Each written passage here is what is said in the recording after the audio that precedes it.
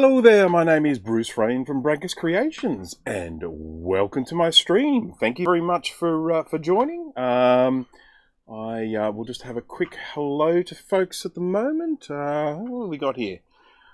Tech and Music, who thank you very much for the super chat, and sorry you couldn't stick around for the stream. Hello to Jay, who I know is not actually watching at the moment. He's just sort of appeared in the chat and then run away again. Hello to Steve, hello to Dana, hello to Trina. Thank you for joining, Trina. Missed you at the last couple, but I know that I kind of sprung them on people without any warning, so apologise for that. Hello, Distro Hopper 39B, Divisions, and who else we got? Madeline McAndrews, thank you for joining. Dana Siberia, hello, haven't seen you in a while. Mystery Margot, who else we got? Thomas Armstrong, Hot Rod, Michael Mullet, OA. There we go. I think I got everyone. If there's anyone new to the stream, hasn't watched my streams before, or hasn't said hello, please jump on and say hello. I'm always happy to say hello. Max Button, hello. How are you? Oh, and I have to just give a quick little shout out to Dana. Thank you for your constant contribution with all those amazing pictures. I was just saying to some of the guys the other day, how come virtually every little mock-up computer that you create is something that I desperately want to own? I love the little SE iPhone thing, SE30 iPhone or whatever it was, and. But anyhow, so yes, thank you for your contribution with all your wonderful images. I do really always appreciate those. They're great fun. All right. So anyhow, I am. I just a little follow-up items, I guess. This is the ultrasonic cleaner that I made and am in the process of perfecting, shall we say. I'm having some ongoing issues with it. One of them issues that I'm having is that the transducers have been falling off the bottom of the tub. So they've been glued on there and they've been falling off. And so I'm going to probably look into some different adhesives. I was originally using JB Weld, which is very strong, but of course doesn't have a whole lot of flex in it. So that vibration might be causing that glue to come unstuck. So I'm thinking about using some sort of silicon-based adhesive for at least for some of them, and see if some last better than others. The concern with using a silicon sealant was that whether it would absorb too much of those vibrations and so reduce the efficiency of the ultrasonic cleaner. But anyhow, this is currently empty, and when I finish this live stream, I'm going to be pulling that out and doing some more work on it to try and get it right. Because when it's working, it is absolutely awesome. But I'm back to my little ultrasonic cleaner for this, but that's okay because this is an SE30 board which fits into the little cleaner, so that's all excellent. Okay. That's cool. Lots of geek folk have similar minds, I think. I want them all, yeah. There was one you did in particular which just I was in stitches, and it was like an OS9 like cheese grater Mac, I can't remember, with the great big display. And the thing that just cracked me up about it the most was obviously with that great big display and the incredible resolution on it, you had a couple of little OS9 windows and they were sitting in the middle and they were about that big. You got this great big display, these tiny little windows sitting inside.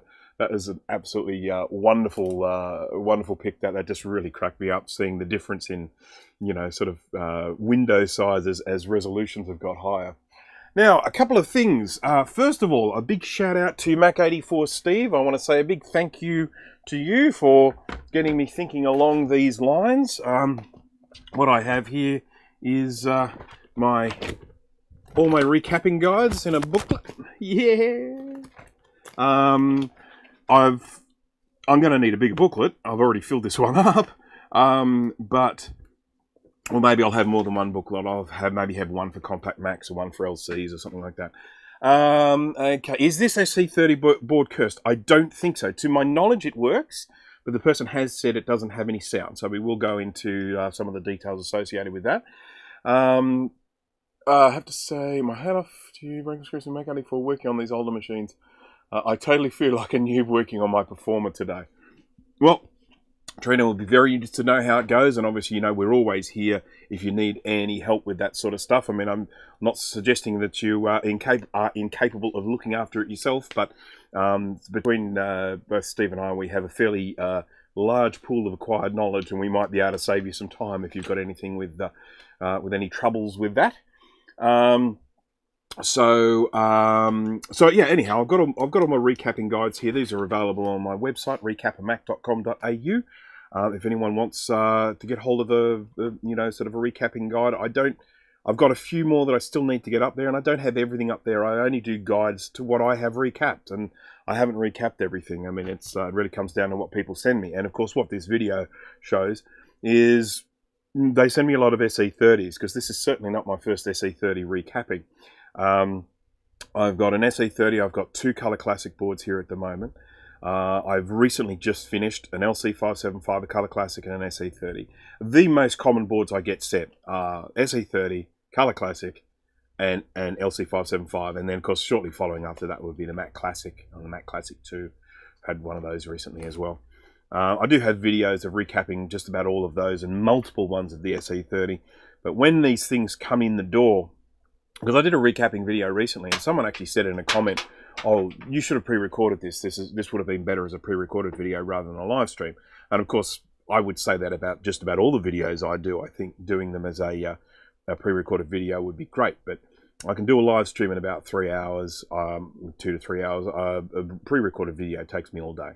So there is definitely a time thing, and I do have so many of these boards coming in at the moment. I am just trying to manage my time as best as possible. And of course, I've got a whole bunch of in-progress jobs where I'm having problems with the boards. I'm having to diagnose, sort of faults with them and stuff like that.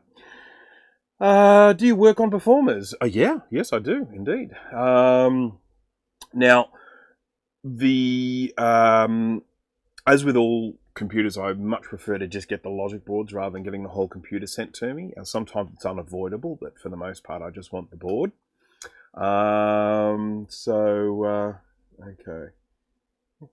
I'm just checking here for the chat, because there is a bit of chat going on here, and I've been prattling away. Okay.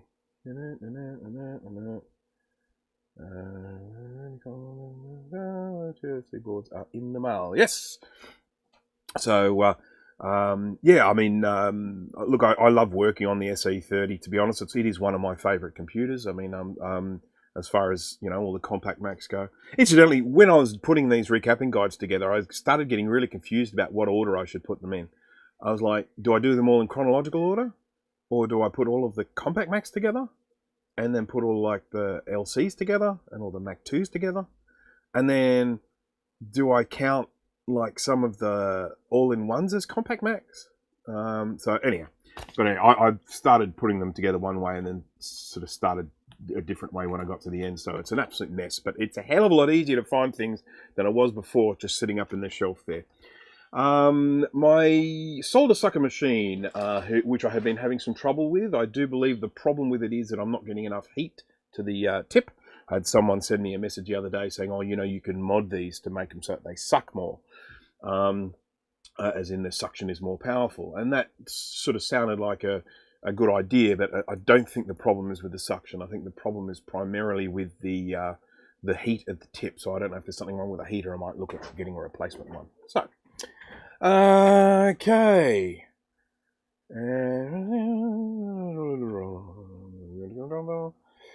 All right. Okay. Yes. Just don't lose the book. Well, I've always got the website if it needs to be. But, I mean, I used to sit down here and I'd go to find the recapping guide and I just couldn't find it because I also had them buried in amongst schematics and stuff. So I've now separated all the schematics into a separate pile and then just all the recapping guides into that little booklet.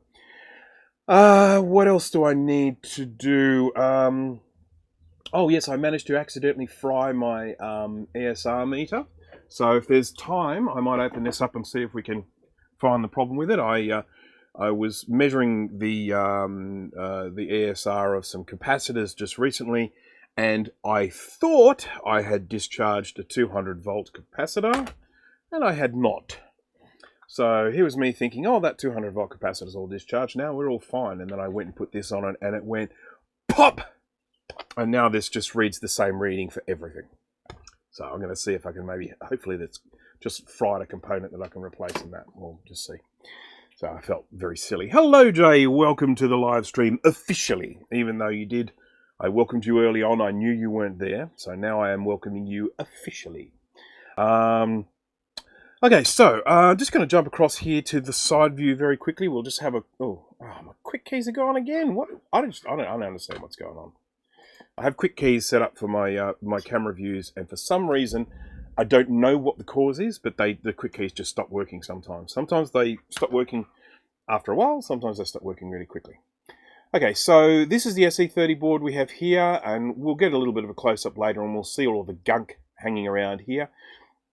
Basically, the issue is that these capacitors leak, as we know, and then, of course, they get all slimy and gooey, and then if there's any dust around, the dust gets stuck to that goo, and that's why they end up getting so dirty like this.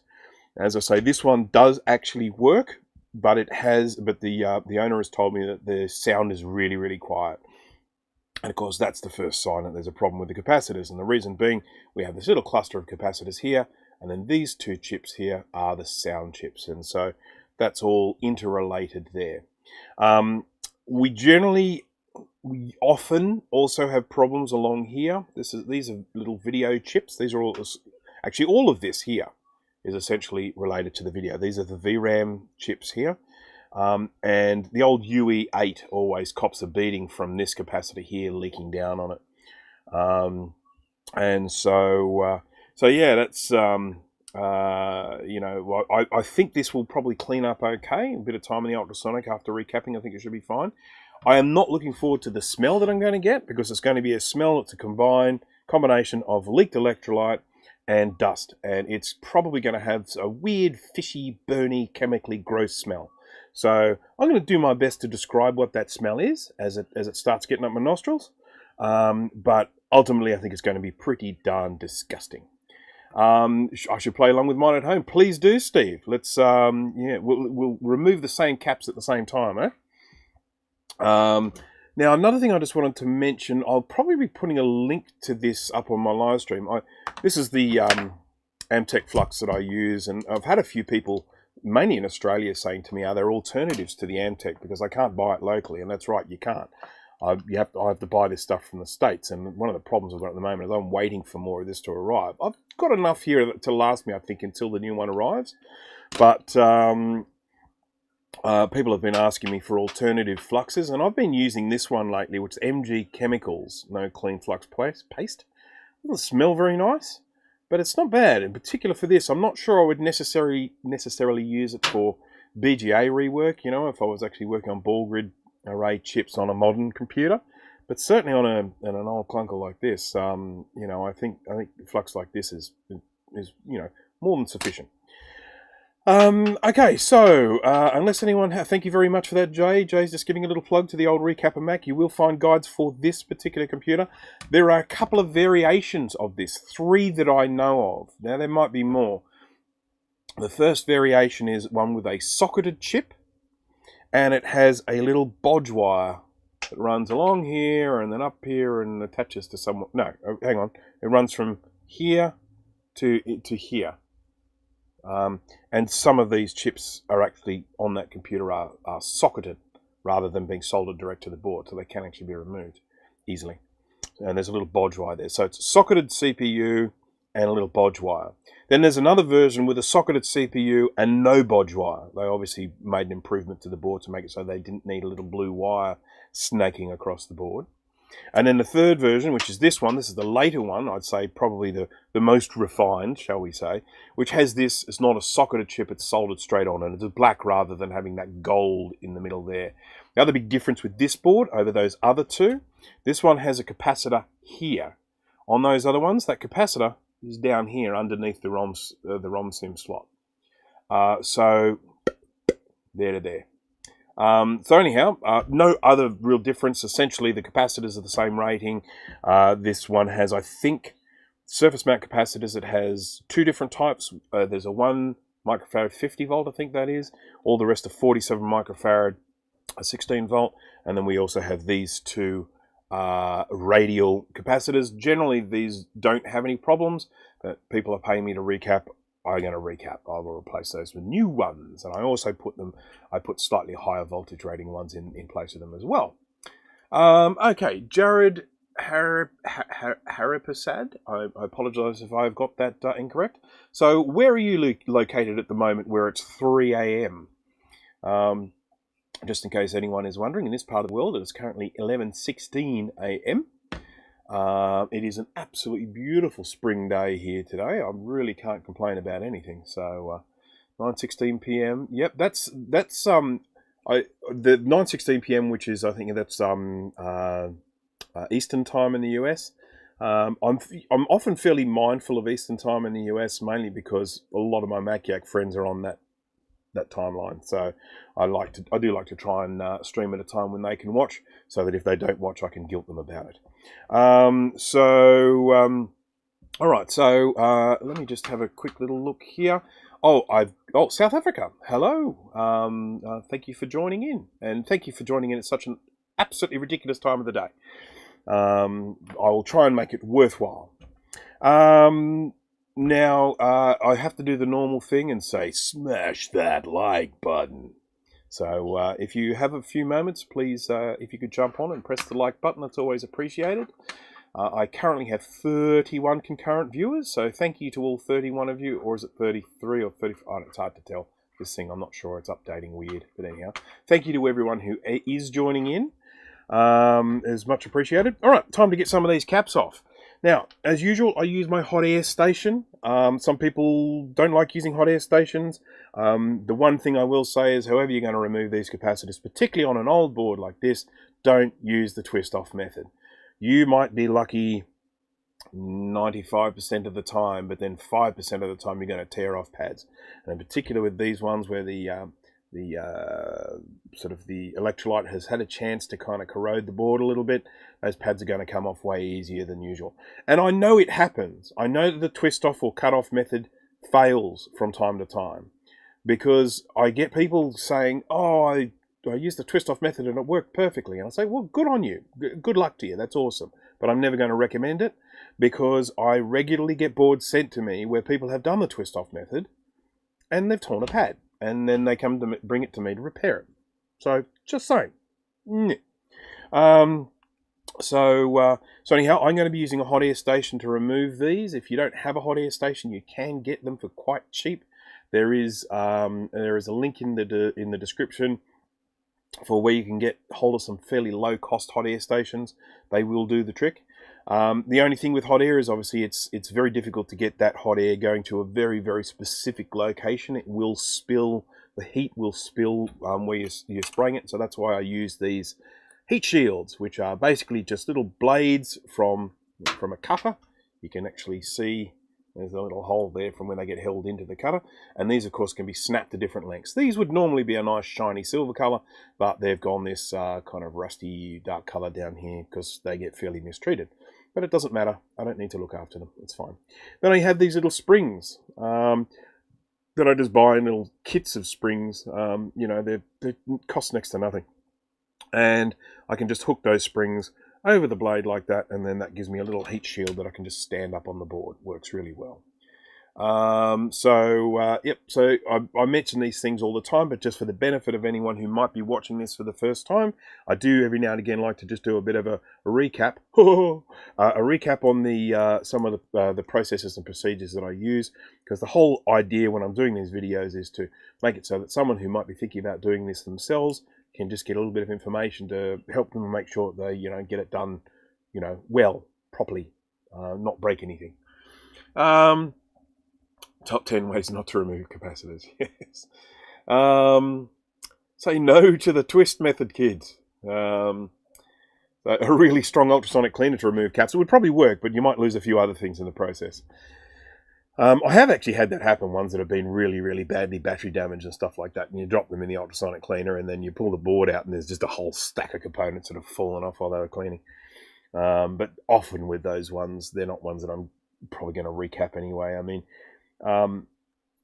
battery damage is something that can be relatively simple to sort out, or it can be an absolute nightmare. And I often see boards where people post a photo saying, "Oh, there's battery damage. I'm going to try and fix it," and everything. It's like, "Yep, no, cool, go for it."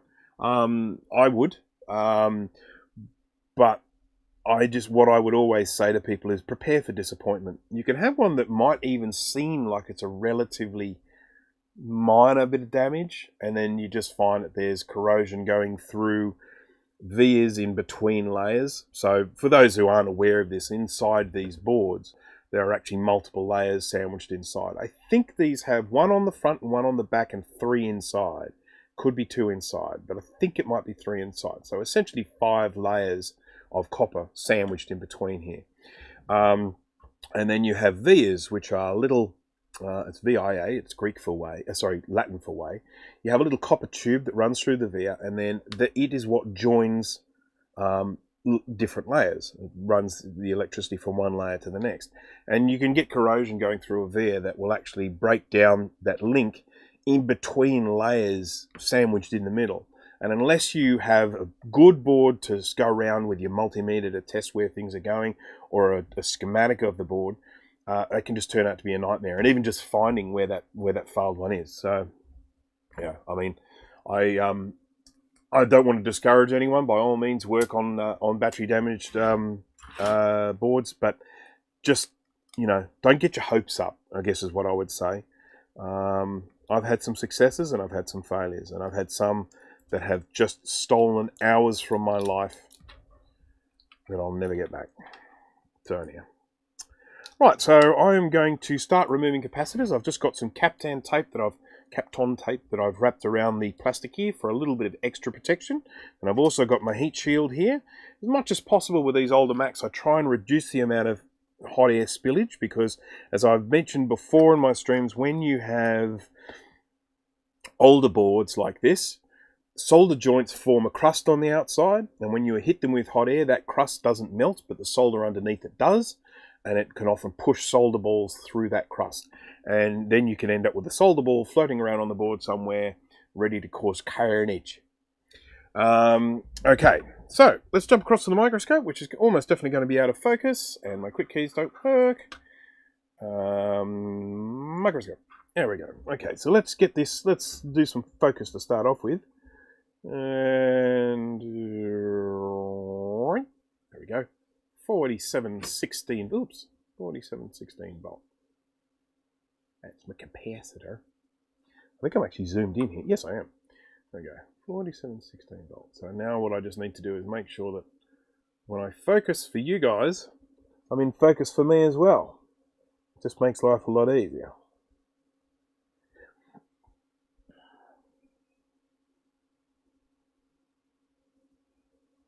Right. So, we're getting ourselves emotionally prepared for the smell that's about to hit when I start heating these up. It's but oh yeah, okay, yep, that smell doesn't disappoint. It's ooh, yeah. So what I don't understand is how a chemical smell can smell so biological. I mean, it really does smell like something bodily. I don't know. It's just BO, a bit of bad BO or something like that. Come on. I feel like one of these is going to pop soon. And last one along here.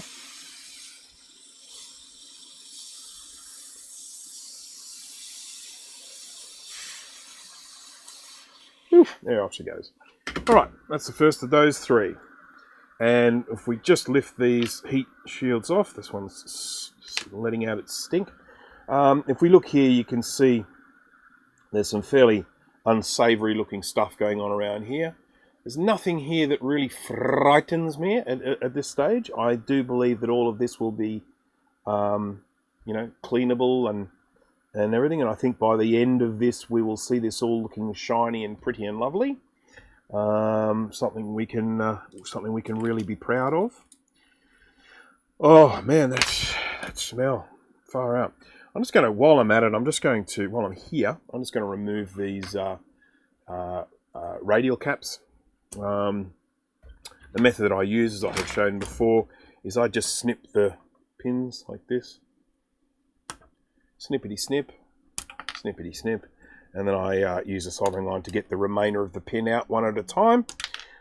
Typically, one side comes out easy and one side comes out difficult, and that's because one of them is connected to a ground plane, which means there's a lot of copper which sucks away the heat from the soldering iron. So that's just something that I'm prepared for when I work on these.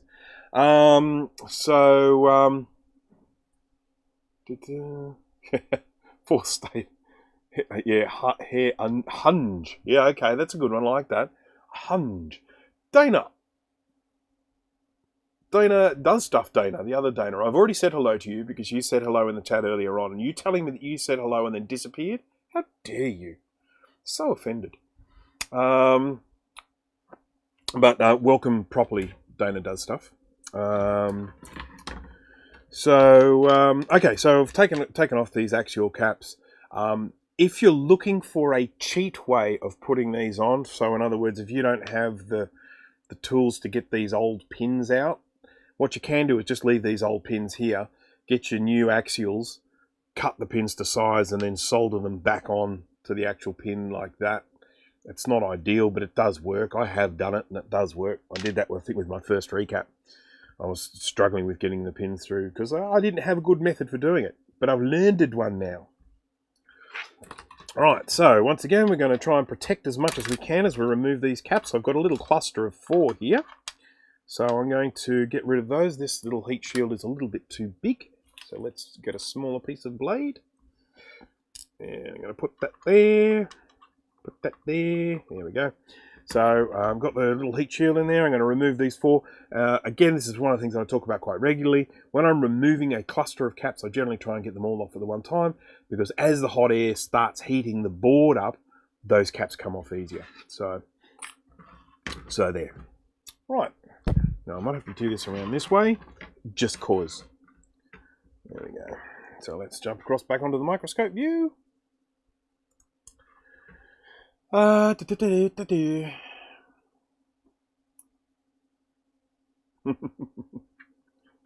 in some, the electrolyte can contain an acid and a neutralizing agent base. That organic base can contain triethylamine. Yes, maybe. I haven't really looked a lot into the contents. I mean, generally the contents, the electrolyte contents of these capacitors is alkaline rather than acid. Of course, it still can, alkalines can cause incredible carnage. But I am absolutely not an expert on the contents of the goop in capacitors. But I can tell you that, yeah, they stink. So, doing a little bit more burning here of some dust. I don't actually think it's hair. I do just think it's dust. So it's not too bad, I guess. Around this region here is where I would normally expect to see some trace damage. This one doesn't look too bad though. And I'll show you in a second where I'd normally expect to see it. This one's about to blow. I can't give her any more, Captain. She's about to blow.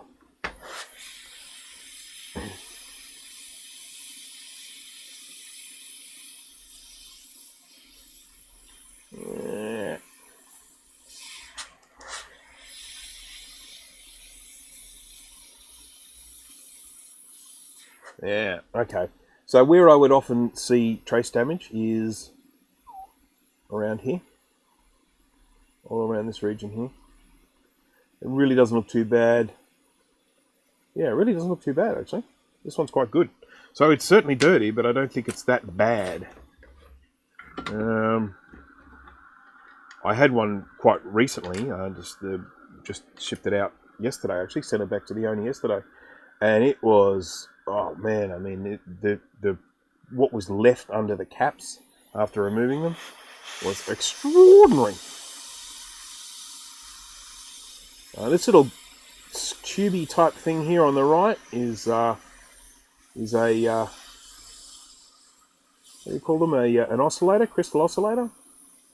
They typically have the oscillator speed written on the outside.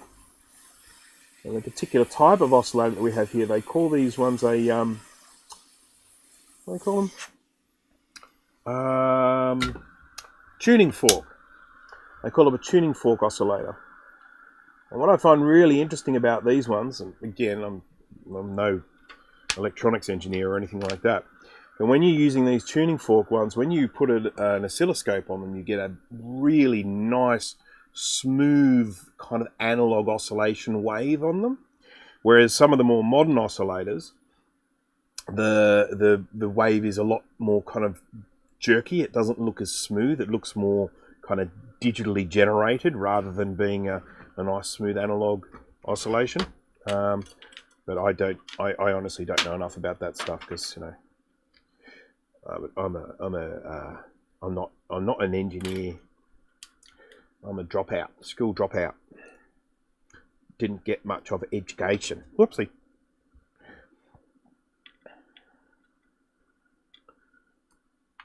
Because one of the things that I do always say is that education never stops when you leave school. We should all be continuing to educate ourselves constantly. Try and learn something new every day.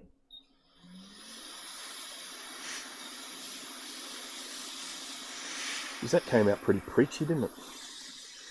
Sorry, everyone. Becoming Rossman.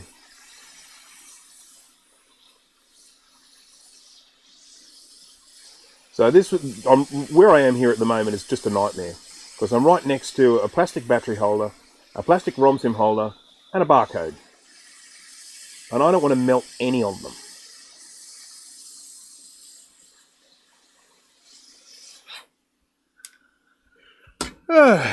Whoopsie.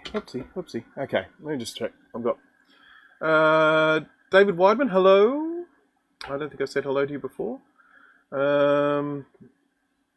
Which is used in concentrated fish scent. Aha! That would explain it. When they pop on the desk and in your direction, yeah.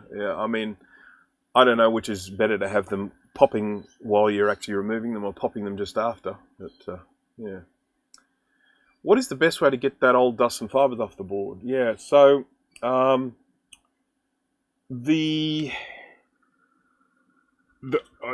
mean, this is actually something that I have talked about on live streams before because I do use an ultrasonic cleaner, just here and there,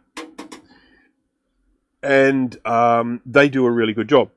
It always seems fairly counterintuitive because you're basically immersing something electronic into a bath of water, but it is demineralized water. It's distilled water, so there's no minerals in it that are likely to cause corrosion after drying away, and it has a specific detergent in it for cleaning boards, electronic boards like this. I use a particular detergent which is specifically designed to help remove dust and gunk and flux and stuff like that, but not do any damage to any of the components, the coatings, the metals, or anything like that. So it's specifically designed for that.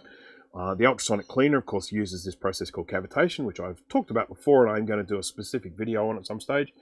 And then cleans the board away, and then I rinse them, and then I dry them, and they come out looking like new. Now, not everyone is afforded the opportunity to do that because ultrasonic cleaners cost money. The one that I bought off the shelf probably cost me close to $300 Australian. This one here, which I made myself, probably cost me around about $300 in parts, perhaps maybe even a bit more, and possibly even more still to come. But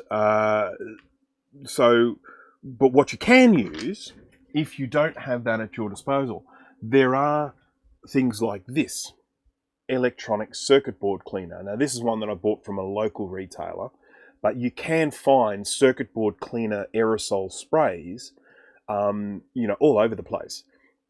And so if you search for something like that, I think even WD-40 make one. And you basically get these. You can then sort of stand the board up on its side. You can do something like side angle. Here we go. You can get this, you put it up on the side, maybe get some paper towel to put underneath to catch some of the liquid, and you just give this a good old spray. And as long as everything dries up afterwards, you know, it's not going to do any damage. Don't you know, power it up while it's still wet, but you can just get this, try and spray all the gunk off as best as you can, and then let it dry, and you can do it that way. So that's another way of getting the dust off. And then of course the other way you can do it is just get a bit of, you know, isopropyl alcohol, get a toothbrush, get in there with a bit of a scrub, a bit of elbow grease, as long as you're careful. So yeah, that's pretty much it. As I say, so the main thing is to just make sure it's if you're using any sort of liquid, just make sure that liquid's had a chance to dry away before you use it. And just in case anyone is thinking, hey, what about the dishwasher? I've heard people say the dishwasher. Why can't I use dishwasher? The dishwasher will get these things very clean, but one of the problems with dishwashers is they do use tap water. And tap water has a lot of sort of minerals and stuff in it. And the fear is that even though the board might come out spotlessly clean, it might develop corrosion later on because it's, you know, that tap water has left sort of mineral deposits on the metal components, and then in time that's going to accelerate some corrosion. So if you are going to use any sort of, you know, water or liquid, if you're going to use water, make sure you use demineralized water. The stuff's cheap as. You just can get one of those storage container type things, fill it up with demineralized water, put it in that, give it a rinse, and then just make sure it gets well dry afterwards. So there you go. There's a great big long answer for a very, very short question. Okay, so I have Steve's internet tonight. Steve, tell us about your internet now. By gosh, bigorra. I mean, yes, Steve has upgraded. He's now got 300 up, 300 down, so he won't be having any internet problems anymore. Crikey. Hi, David. Thank you for joining. Tom Lindo. Hello. I don't think I've said hello to you yet.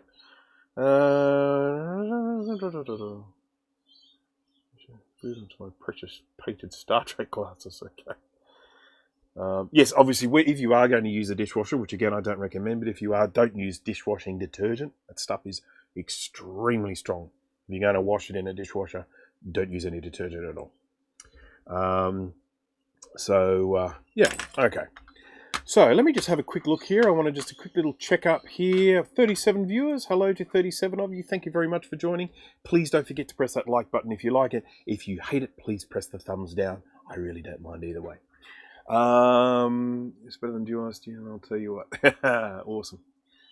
I thought you get advice on recapping and board cleaning. Look, I have said on countless occasions, and I will continue to say this, I am never really trying to come across like my way is the right way. My way is the way that works for me. I've tried different things, and I go with the things that work for me. I did actually have a situation once where someone was watching my streams, and obviously watching several in a row. And he was just, and in every video, he was just leaving things saying, don't do it that way, do it this way, and just giving these great big long details. And some of the things that he was saying I disagreed with terribly. I was like, that is absolutely not the way to do it. You know, I've tried that, it hasn't worked, you know, no way. And I ended up deleting these comments because at the end of the day, I didn't really think they were helpful to anyone who was watching the video. If they want to do their own video and explain their processes, that's fine, they can go and do that. But it wasn't really the right place for them to come in and sort of dump these things. But as I say, they did it about like 5 comments in a row of all these different things. Don't do it this way, do it that way. And, you know, as I say, I show the way that works for me. And the 8-bit guy shows the way that works for him. And I'm not actually going to say his way is wrong. I'm just going to say the way I do it works for me. So, it still didn't work. So, okay. Yeah, I mean, look, the whole hope with the dishwasher method is that you're going to clean away the leakage. Electrolyte is conductive. So if you've got electrolyte that's leaked onto the board, it's going to create accidental shorts. It's going to create shorts that you don't want there. And the idea is that when you put it in the dishwasher, you clean away that electrolyte and remove any potential shorts. But what we have to remember is that electrolyte has leaked out of the capacitor. That capacitor is no longer working to its optimum functionality. As Steve Mac84 once said, you know, it was a wonderful analogy. Cleaning the electrolyte off a board, cleaning, you know, a leaked electrolyte off the board without replacing the capacitors is like filling up a tire with a hole in it. You know, okay, you might get that tire pumped up again, but it's going to keep going down. And it's the same with this. You've got capacitors which are not working to their spec, and so you know, you clean away the electrolyte, you potentially solve problem A, but you don't solve problem B, unless you actually go in and replace the capacitors like we're doing today. You're not fixing the problem. You know, all you're really doing is just putting a band-aid on the problem, removing the symptom but not the cause. Okay, so let's move on. And I've got one more cap to remove, and it's this guy here, which is sitting right next to the PDS slot, processor direct slot there, which is one of my favorite things about the Macintosh SE 30 is the old processor direct slot. The fact that you can put in accelerators and network cards and video cards and all that. And boy, aren't they expensive to buy today. Is it just me or are vintage Mac prices going up at the moment? I just feel like things are getting more and more expensive with time. Sitting on a gold mine here. I mean, I have, I think, 2 classics and 2 classic 2s. And the price that these things are going for these days, I sort of think to myself, geez, I should sell these. There were like a couple that went on eBay here in Australia recently for over 500 Australian dollars.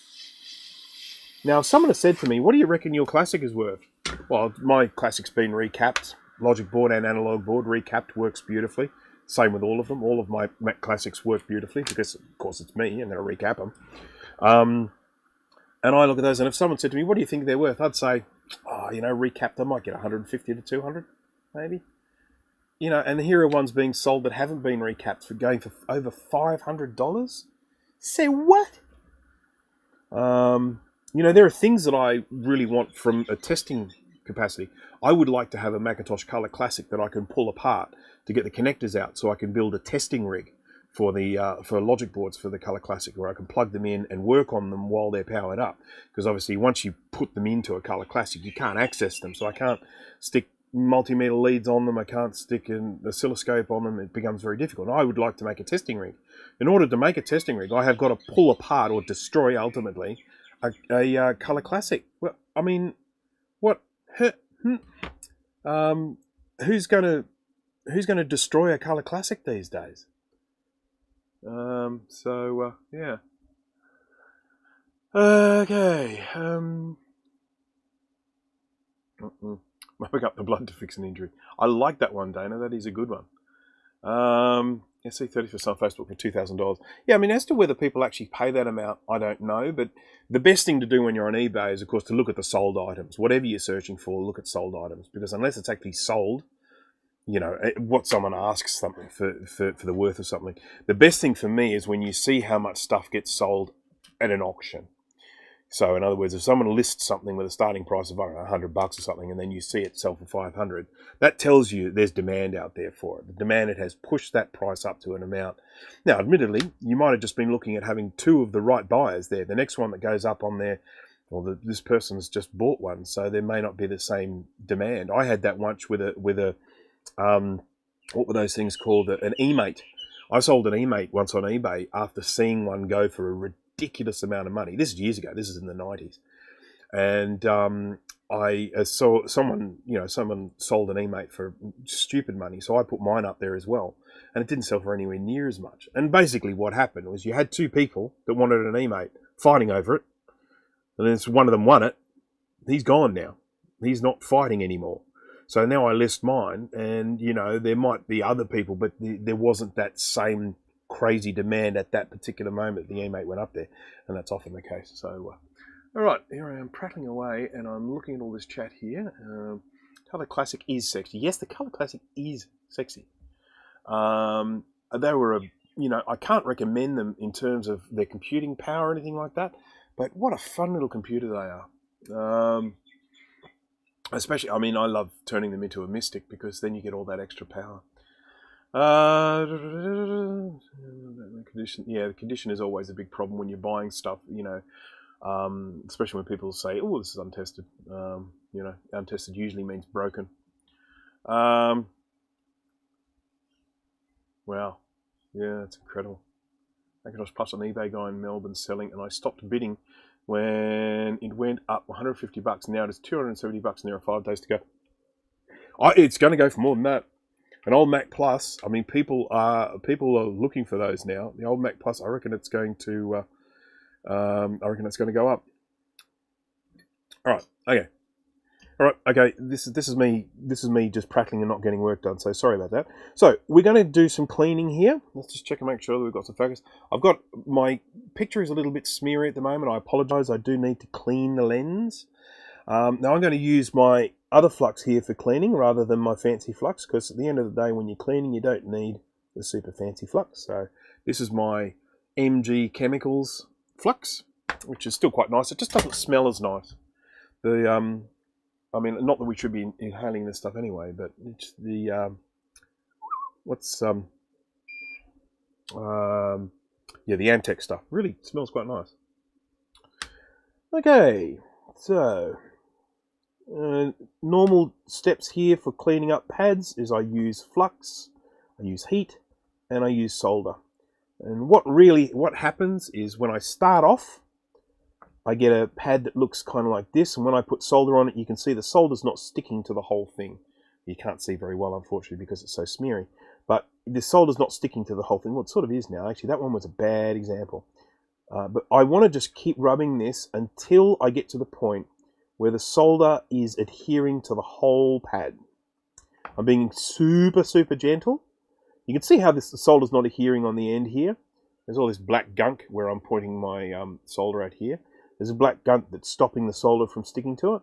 We just need to keep working until that black gunk gets worked away. The heat pushes it out of the way, and then the solder will stick to it, and then we get that nice shape on the pad. As you can see, these pads are actually coming up really well. I need some more flux on this one. This one's a particularly scungy one. Flux. I do use a lot of flux. I've had some people say to me that I'm using too much. I use what's that classic saying? I use more than not enough and less than too much. That's how much flux I use.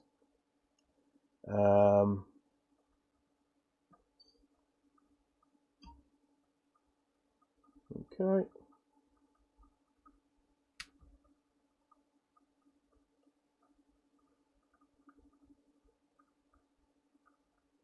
Okay, so these are all looking really nice now. You can see they've got that lovely shape to them. I call them like a lozenge shape. Okay, Christopher Bourne, hello. Thank you for joining. Which Amtech do you use? I use this stuff. There are links to it in the description. It is this stuff. Amtech NC599V2TF. This is specifically designed for using with leaded solder rather than lead-free stuff, but I do use leaded solder because I prefer it. And as you can see, it gets really scungy down here in my workshop. But this is the stuff I use. I buy it in 30cc syringes, but you can buy it in 10cc. As a matter of fact, the next ones that I get are going to be 10cc. The company I bought them from, they didn't have any 30s, so they're selling me, like, instead of a 30cc, they're selling me 3 10cc syringes. So and I love this stuff. It's really good. I really can't fault it. So where are we? Back onto the microscope. But as I say, there are links to it for where you can buy it. You can buy it on Amazon. There are plenty of other places you can buy it, but of course, the links that I have in the description are paid links, which essentially means that if you click on that link and you buy something, I get a teeny weeny little commission. And it is teeny weeny, but you know, every little bit counts. Okay, so the next thing we're going to do is use some solder wick to remove that solder. It always seems counterintuitive to be adding solder just to remove it, but there is method to that madness. The solder is being used ultimately as a tool for cleaning, and then we are going to clean that solder off, and then these pads will be all ready for sticking new components on. I want these pads to be completely and totally clean, smooth, and flat before I put any new components on there. Now, that's not necessarily how everyone does them. I mean, sometimes people like to actually have solder on the pad and then use a hot air station to actually melt the solder and put the component on. But for what we're doing here, that's not how I would do it. I would do that if I was dealing with little teeny weeny little components, like little surface mount components, like a ceramic, multi-layered ceramic capacitor. I would put solder on the board first, and then I would use hot air to melt it on there. But when I'm putting these larger tantalum caps on, I definitely prefer to start with a fresh, clean, tinned pad. These pads have been cleaned, they're fresh, they will accept solder really, really easily. So when I actually come to put the component on, it's going to be a really, really easy process to get that component on there. The solder will stick to the whole pad, and so I'll get a lovely, nice, clean, tidy joint. Now I'm just using isopropyl alcohol and a toothbrush here to clean some of this black gunge away. And as you can see, once we get rid of all that gunge, what's left behind is actually not looking too bad at all. Got a little bit of corrosion just happening to the copper here. You got a little bit of eating away around the edges of these, and that's probably been caused by heat. There did appear to be a little bit of burning around this component, and what we may have actually found there could have been, you know, some heat being generated there, could have kind of burned away at these a little bit. But so I'm going to clean this up. I'm going to tin it. But on the whole, this really is looking good. It doesn't look like we're going to have any trace repair needed or anything like that. So we're good. One of the things that I have been saying fairly regularly in my streams these days, and I mean it most sincerely, is don't be one of these people with one of these computers that says, I really need to recap it one day. Please don't do that. Get it recapped sooner rather than later, because they get worse with age. They really do. Okay, let's just go through here. I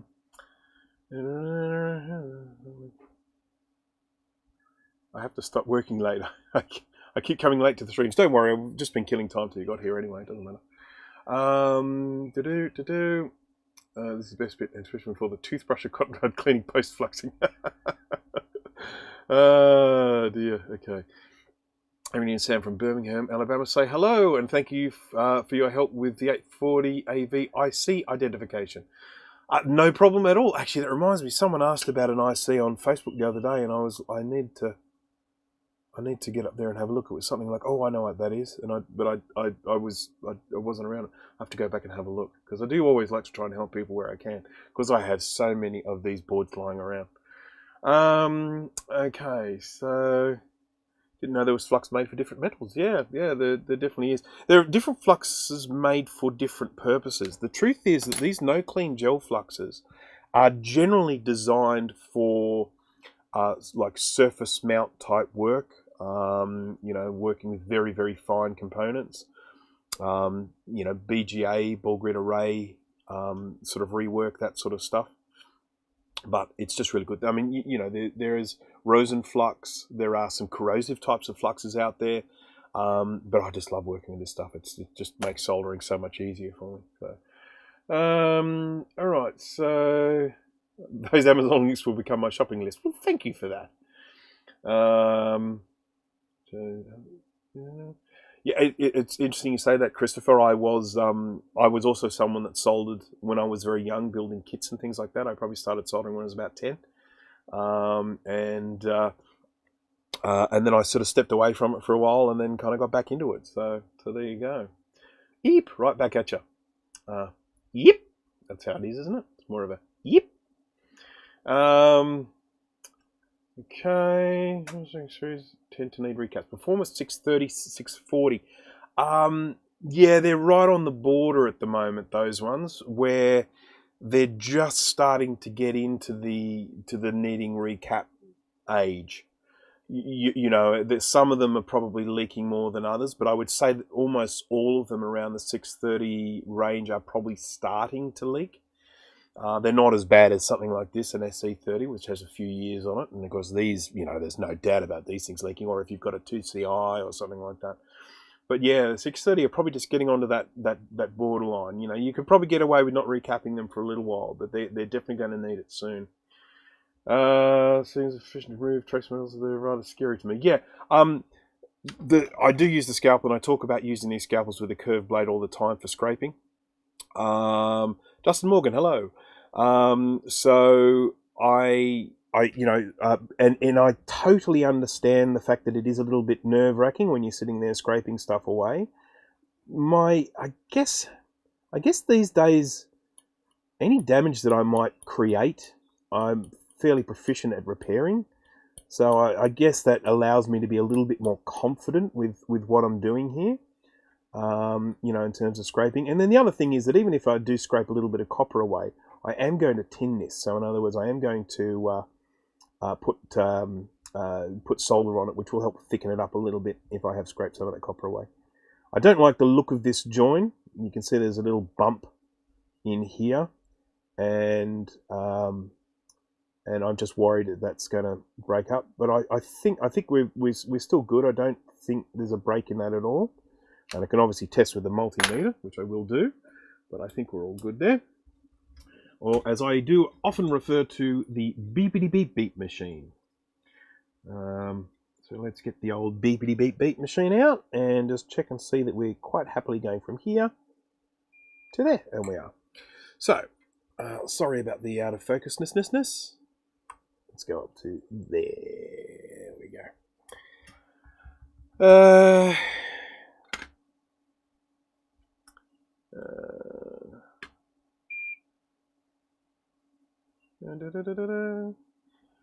Just do keep in mind that there were some computers that were made at a particular time frame where they had defective capacitors on them. There were a lot of defective capacitors on the market, and that resulted in a lot of devices getting made, particularly during the, 90s and early noughties, I think, where you have, you basically had brand new devices with lousy caps in them.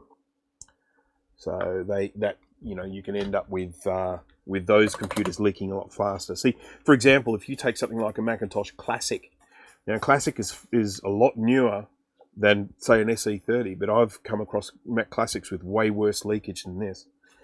Because they had, in particular on the analog board, they had the most incredibly defective caps on them.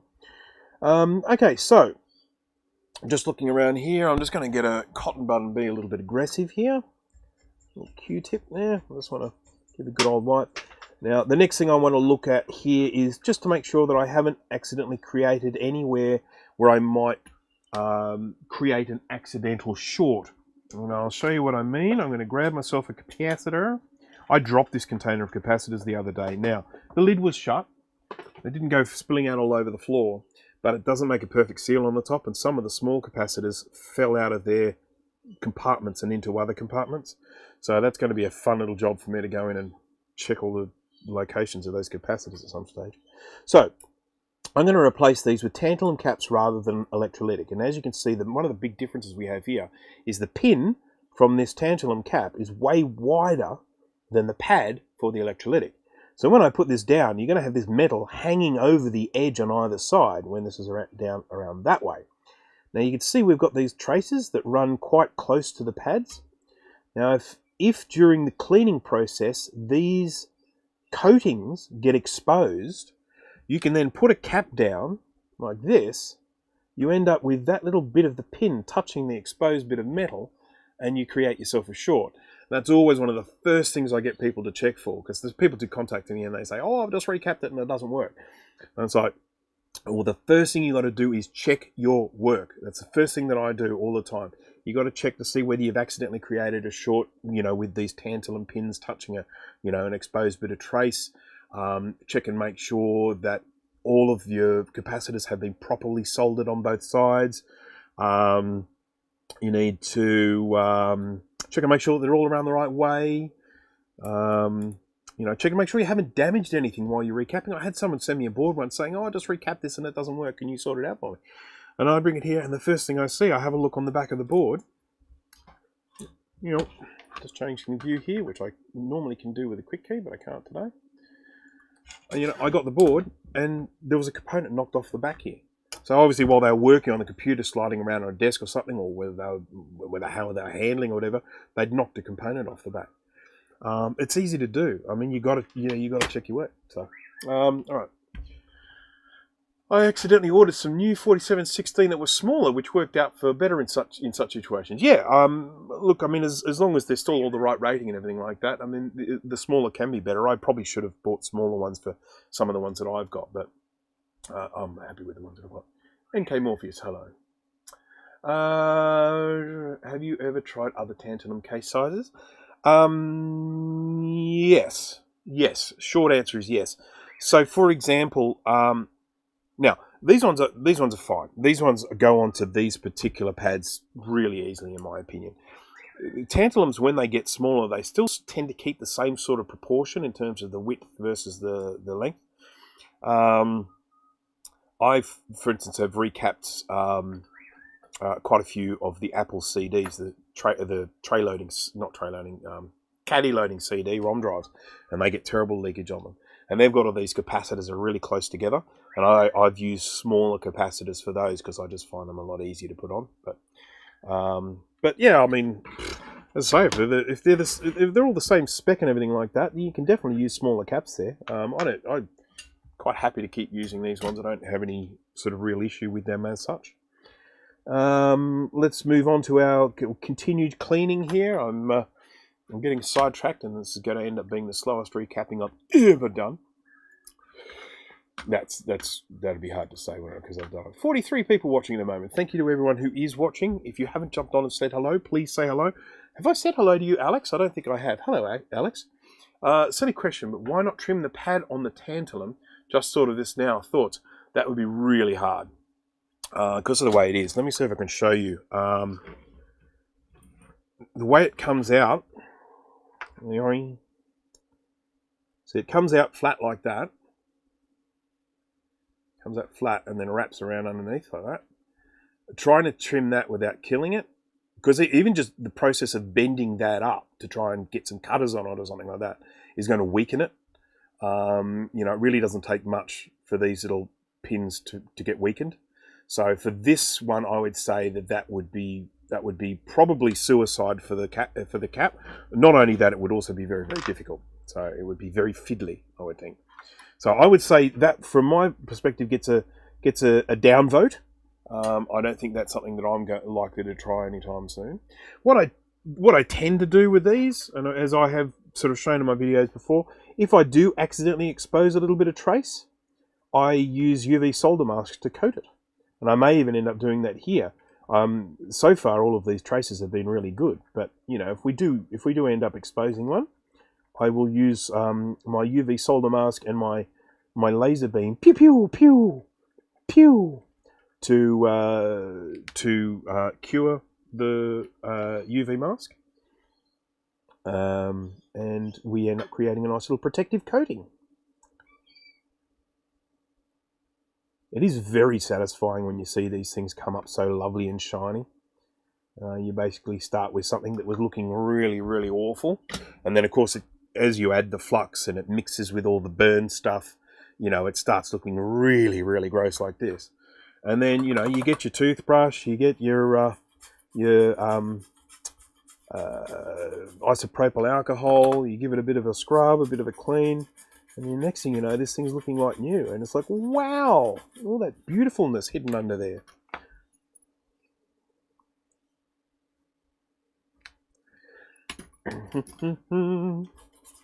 I'm using a toothbrush here. It's perhaps a little bit rough, a little bit abrasive.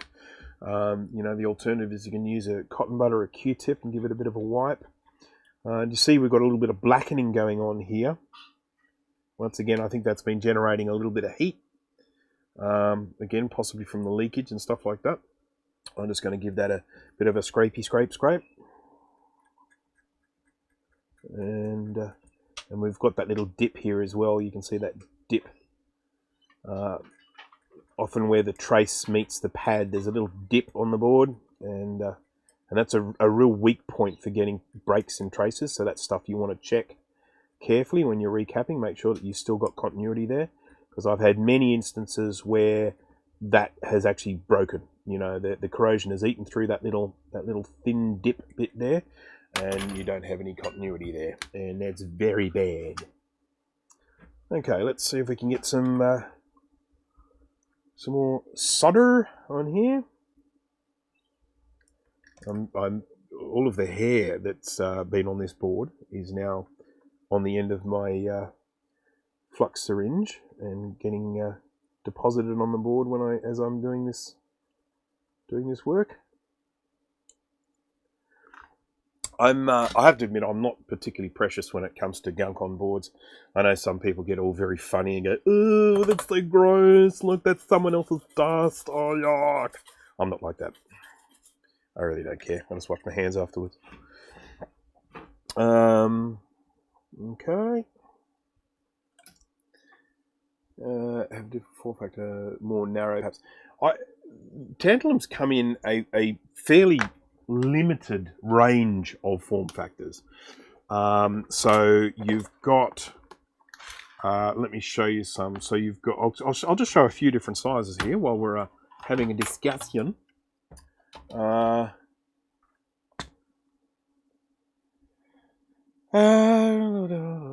Chris Gray, hello.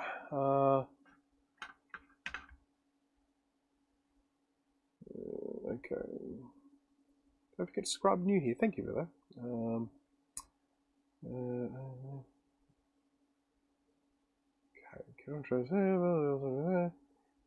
Can I try a color classic board in an LC5XX machine?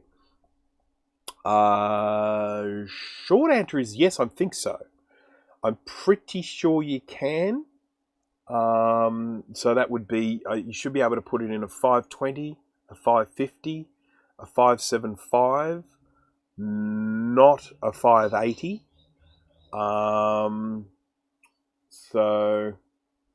But I think you can put the logic board into, one of those, and it will work. It's just I think you can, yeah. North Device, hello from Poland. Hello, right back at you. What time is it there in Poland at the moment? Just out of curiosity. Oh, Mac84, check your text. Urgent. Is it really urgent? Or is it just J urgent? I have a 550. Yes, yeah. I'm pretty sure it'll work on a 550. Both my color classics aren't powering on with my boards. You see, you're doing that live stream the other day with the cursed SE30. For anyone who hasn't seen that, please jump on and have a look. It's a little bit of fun. And it relates to what's it called? As Action Retro, isn't it? His cursed SE30. That's a little bit of fun.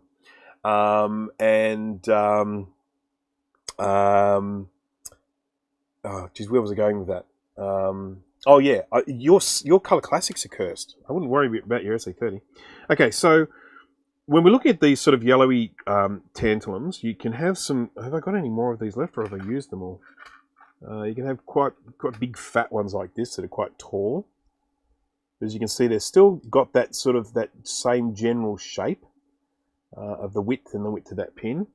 You can then have little teeny ones like this. Again, they're still very square, they're not kind of long and thin. There are ones like this. These are ones that I do actually use. These ones sort of like a little bit thinner. But they're not as long either. You can have little teensy-weensy ones like this. Isn't that cute? Whee! But they all... on the whole, it's like I've never seen like a tantalum that's like, say, this, that's maybe longer that way and thinner, a longer length and a thinner width. I've just never seen that. There are like black tantalums as well. I think that's a tantalum. and things like that. So they do come in a variety of different sizes, but yeah, I mean, look, at the end of the day, it's I really don't have that much of an issue with the size that they are. As I say, the recommending the whole thing about just keeping an eye out for those exposed traces is, yeah, it's just a warning in case that happens. It's not something that is insurmountable, or it's just something that I recommend that people sort of be on the lookout for. While I'm in this region here, I'm going to probably have a little look at the old UE8 chip to see what condition that's in. Because anytime anyone does a recap of an SE30, people go, "Oh, I've recapped it, I'm having video problems." First thing you'll hear, if you jump onto any forum somewhere with a Mac and say, "Oh, look at that, careful." If you go on to, sort of a forum and say, "I've recapped my SE30 and I've got video problems or it's still not working," everyone will say, "Oh, check UE8, check UE8." And they say it for good reason. I'll show you UE8 in a minute. These are really cleaning up well. Compared to the one I did the other day, these are actually coming up super clean. Very happy. So, we're just going to jump down here and look at an upside down UE8. Well, actually, it's around the right way. It's just the words are up the wrong way. So you see UE8, or it could be BEN with a backwards E. So that's UE8 there. It's a still chip, this LS166A. You can see it's got a little code down the side there, LS166. You can still buy these components. I have a whole stack of new replacements for these if I need to change them. But this is kind of the area that often ends up with problems. So, I always recommend that people check closely around there. Make sure it's nice and clean. Check for any trace breaks. And that. So I'm doing stuff here. I'm not looking at the chat at the moment. So if anyone has typed something for my attention, I will get to there in a second.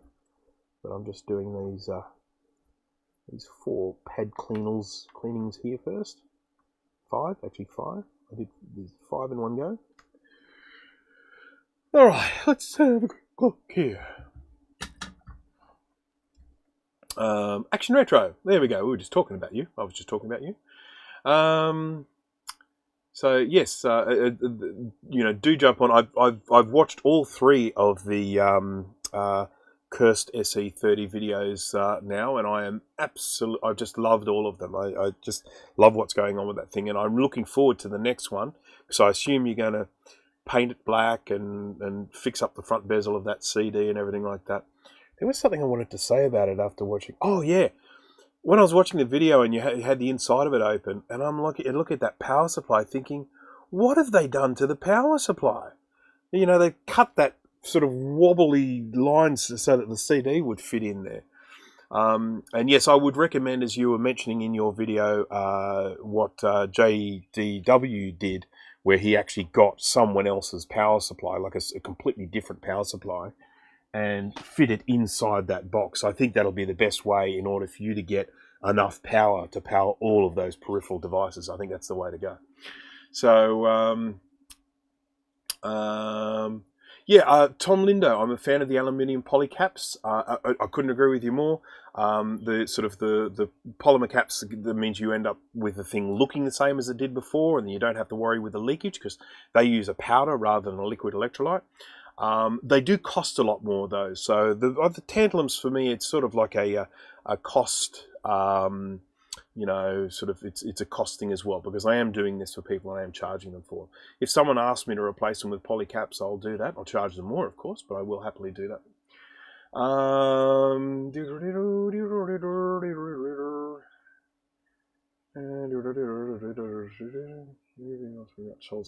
Yes. You should do an recap party on MacYak. We should, shouldn't we? Actually, Jay's done some recapping as well. We'll get him to do it as well. So we'll have a big old recap party.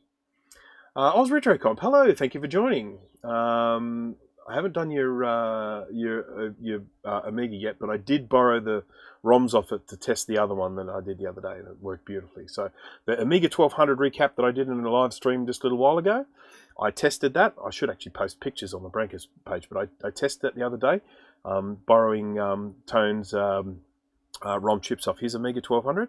and it works beautifully. And that includes with the little mod that I did, which incidentally I skipped a step in my demonstration the other day, so all the more reason why I have to do a proper video on it now. Okay, 55 watching now. Is that a record? Are there really 55 watching? There are. Full 53, this is saying for me. That has to be a record. Okay, now is the time. Now is the time to make the announcement. Jay, are you there? Could you do me a favor and post a link to appleserialnumberinfo.com, please? So for those who haven't been watching my recent streams or haven't been watching the Mac Yak show or Mac 84, appleserialnumberinfo.com, fantastically useful website. Put in the serial number of your modern Mac, and it's growing into vintage Macs as well. But put in your serial number of your modern Mac, and it'll tell you all sorts of information about it, where it was made, spec, all that sort of stuff. It's a really, really nifty little website, very useful tool. Please be using it. Now, he has on the homepage of that website a little voting form. You choose what you want to be the Mac of the month next month. Now, what I would like to do is say, obviously, you vote for whatever you want. I think the 4 choices there are an Intel iMac, a white Intel iMac, a Macintosh Portable, a Macintosh 512K, and a G4 AGP. Now, I would very much like the 512K to win, only because so many other people want the AGP to win. Now, I am not going to tell you how to vote at all. You jump onto the website and vote for whoever you want to vote for. But I'm just saying, I would love to see the 512K win. So exercise your democratic right and do what I say. No, I'm only joking. Vote for whatever you want, but please do jump on and vote. So for those who haven't voted already, please do. Okay, so Michael Weir, hello. A bit late today. That's all right. That's no problem. As I've said before, we're just killing time until everyone gets here. Okay. Just a wee bit of hacksawing. Yeah, that was quite extraordinary. And I mean, they obviously did it with a, I don't know, sort of something mechanical, because it was like a real wobbly sort of cut that they did. Okay. I'll work on a 2015 board while you tackle the old stuff. Only if you're recapping it, Jay. It has to be. You have to be recapping it. So you've got to be taking old capacitors off and putting new ones on. I don't mind if they're new little ones, but that's what you've got to be doing. Otherwise, it's not a recapping party. There is an ecosystem around the video trips. Yes, there is. Yep, you could definitely grow things in that. I totally forgot. 512, vote. Vote iMac. Look, the interesting thing is with those 4 computers, I would be happy to vote for all of them. The Macintosh Portable, I've got a definite fondness for that. The white iMac, Intel iMac, I bought one of those brand new. I mean, I loved those. I mean, I love the fact that it was the first Intel Mac that I bought, and I was able to run Mac and Windows for when I needed Windows, and I thought they were a great computer, so I'd be happy to vote for those as well. It's just the competition it's up against. And of course, the AGP, I used to work with those when I worked in a design studio, so again, I've got a fondness for those as well. So, anyhow.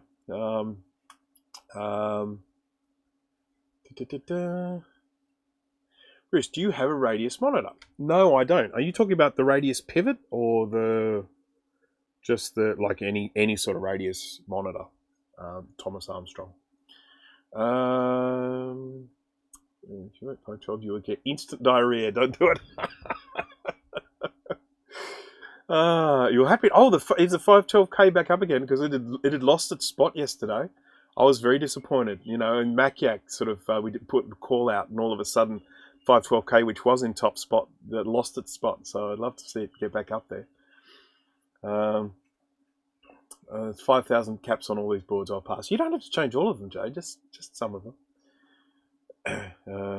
Right, so. Oh, okay, so Christopher Bourne, you voted 512K and then got an attack of diarrhea. That's no good. Okay. That's right. Well, I voted for the 512K and I haven't got diarrhea, so everything's fine. Okay, sorry, I've got to go back here and say, one for the SE30. No, I don't. I don't have a monitor for the SE30. I'd love one. Again, it was one of the things I was mentioning earlier on in the stream. Prices on those sorts of things are getting really silly. And it's one thing to be paying exorbitant prices for these Macs, but even just now, display cards, accelerator cards, you know, all of those sorts of peripherals, network cards. Actually, not so much network cards. There's quite a few of those around, but they're just starting to go for really silly, expensive prices. I mentioned this in one of my live streams before. I bought a bunch of computers. No idea what condition they were going to be in. They could have been busted. They could have been, you know, could have been an absolute disaster. But when I brought them home, pretty much all of them worked. I think all of them worked, but some of them might have needed a little bit of TLC. But I got a Mac 2. Now, disappointingly with the Mac 2, because I've been after a Mac 2 for donkey's years. Ever since, I used to have one, and I've got a lot of regret for getting rid of it. But anyhow, I finally got a Mac 2. But when I opened up the Mac 2 box, there was actually a 68040 radius rocket accelerator, which works beautifully. And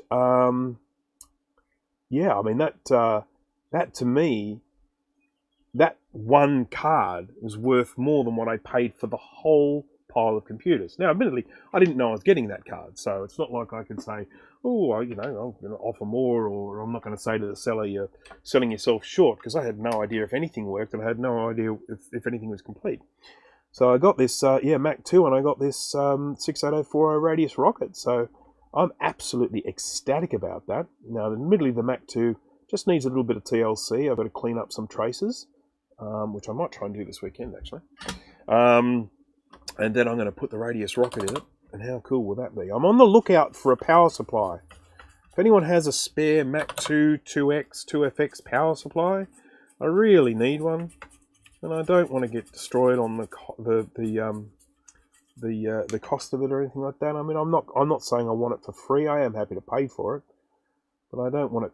You know, I don't want it to be a ridiculous amount. I can stick an ATX power supply in there, but I would really like the original power supply. I would like this computer to look the part inside. Okay, so this is cleaned up really well. As I say, there is one trace that's got just a little bit of blackening, and it is one of the common ones that does have this happen to it around here. You can see it just there. You can see it's just got some blackening along there. I'm going to spin the board around. It'll be a little bit easier to clean that up. So, just going to scrapety scrape.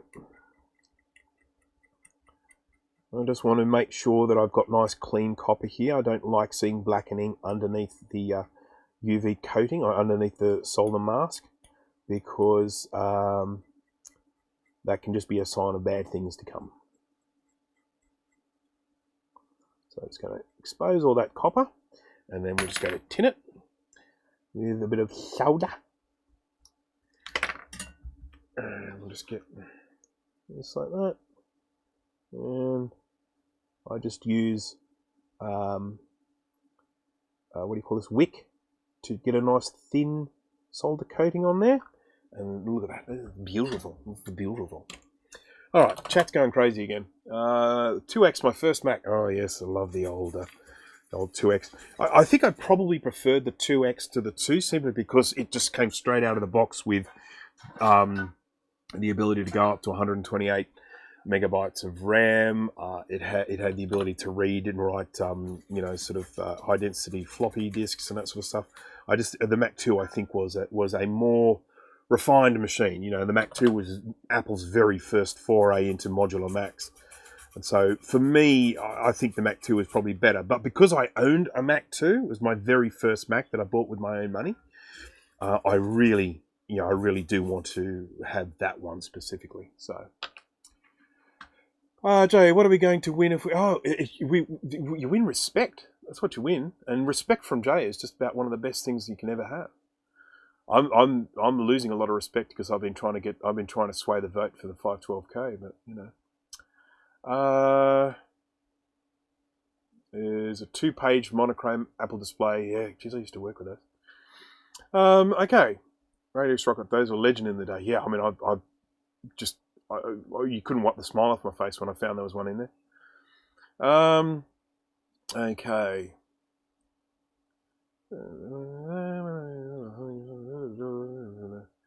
3 Daystar 2CI 68040 accelerators. I assume they're ones that go into the PDS slot. I would love one of those, Dana. They, Yeah, awesome. Okay.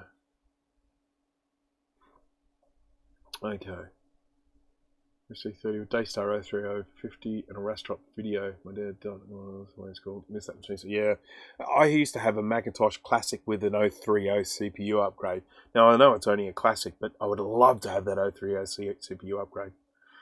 Okay.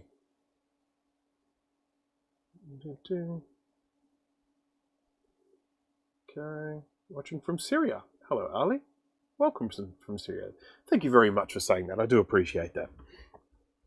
All right, so we are working our way through, and of course, while I've been sitting here chatting away and getting nothing done, I actually just realised that I completely and totally forgot to remove the capacitor in the early stages. So I'm going to do that now. Just got this little guy here. It's floating in this little cloud of dust. So this is a nice easy one to remove because he's right down the bottom of the board. So I'm just going to whip him off while I think of it.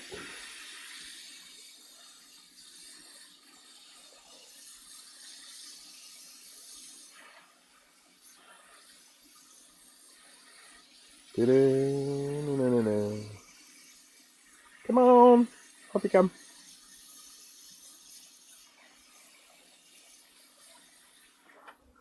That one, oh, that was very crusty, that one, and now it's smoking.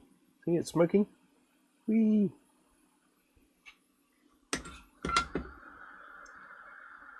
Okay. Goodbye, capacitor, goodbye. Incidentally, anytime anyone wants to look inside one of these, I'll see if I can get this open relatively easily.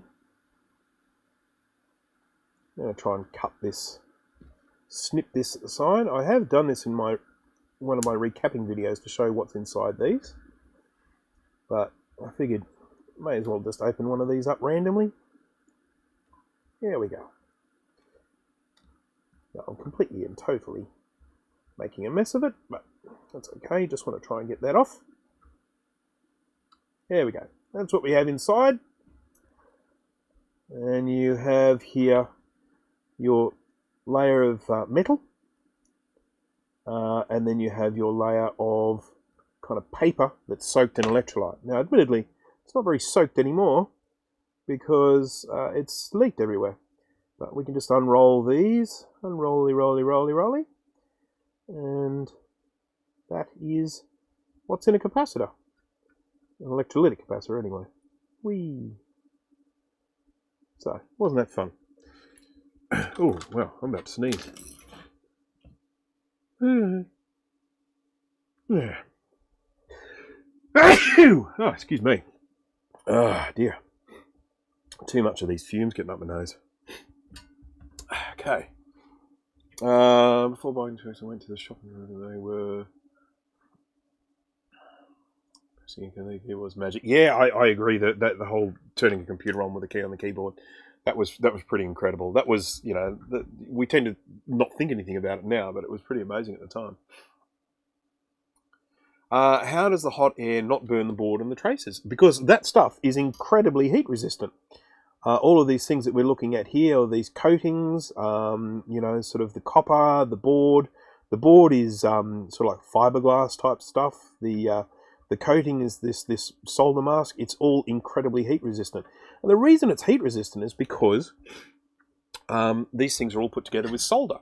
And solder has, you know, it has to be melted and all that sort of stuff. So, you know, they need to be able to withstand that sort of heat exposure.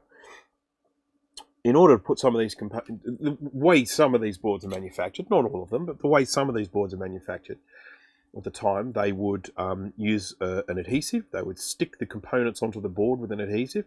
Then they would run this board through a liquid solder bath, and the solder would adhere to all the exposed metal components. So that, of course, is putting this board under incredibly high heat with going through a liquid solder bath. So these things are basically made to be very heat resistant. Now, what is not heat resistant are all these plastic components. So things like these RAM slots, you know, PDS slot, Molex connectors, all those sorts of things. They're not, you've got to protect those from the heat, but the actual board itself is very heat resistant. Just clean this up.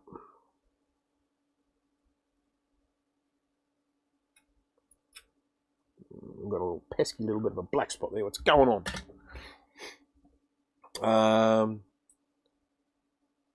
We're going to go some things.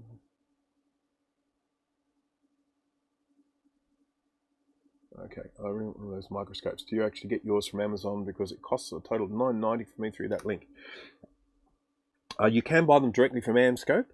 I paid a lot more than that because I'm in Australia. I had to actually get it. I bought it and had to get it shipped here. And that was not cheap at all. Mine cost well over $1,000. But yeah, I mean, and there are cost savings. This particular head unit here, there is a slightly cheaper version of this, so you can save a few dollars that way. I have lost my little rubber eyepiece around here. I don't know where it is. It must be on the floor or something somewhere. I have to try and find that. I haven't thrown it away by accident. You know, these things are made really well. This is like scientific equipment, you know. I mean, it's costed accordingly. It's not something that is essential for all work. If you're going to be doing work on modern computers like MacBook Airs and stuff like that, you're definitely going to need this. You really can't attempt to do that sort of work without a microscope. The components are just way too small. This sort of work you probably can get by without a microscope. I like using it because my eyes are getting very, very long-sighted as I get older. And the other thing is, of course, it allows me to broadcast what I'm doing. I can film the stuff that I'm doing and send it out to the world, the internet world. But yeah, they're not cheap. I do have a low-cost alternative there in the description link of one that's not as flash as this, doesn't have this great big base unit, and doesn't come out as far. It's okay as an alternative, but if you're going to do a lot of this, I do recommend buying a microscope. It is probably one of the most important things for me, and so that then warrants the high cost. What is going on with my focus here? Oh, I know what's going on. One of my eyes is in focus, the other one isn't. Okay. Yeah, you know, for me, the cost of the amount of use this microscope gets really warrants the cost. But if you're just a sort of a part timer, you know, just doing one or two recaps, you know, it's probably a bit too much of an expense, I would say. Cool. Dana, I'll have to look out for that video. I would like to see that of the portable boards being manufactured. Okay. Amscope is currently having a sale. If you do want to buy a microscope, you know, I mean, you buy it the cheapest way possible. But I have to say, I love it when you buy it using one of my affiliate links. Makes me happy. But of course, I you know, if there are cheaper options out there other than my affiliate link, then by all means go with them.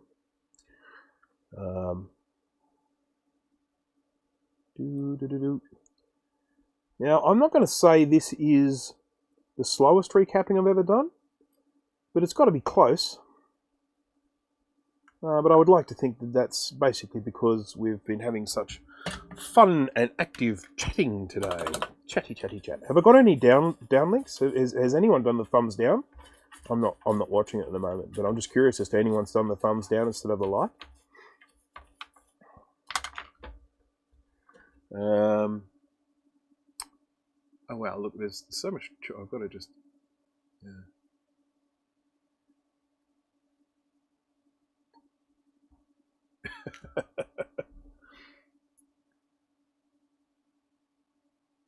made so well that there's a glare on the trinocular port. If you're lucky enough to be Jay, there is. Jay just ordered the glare model.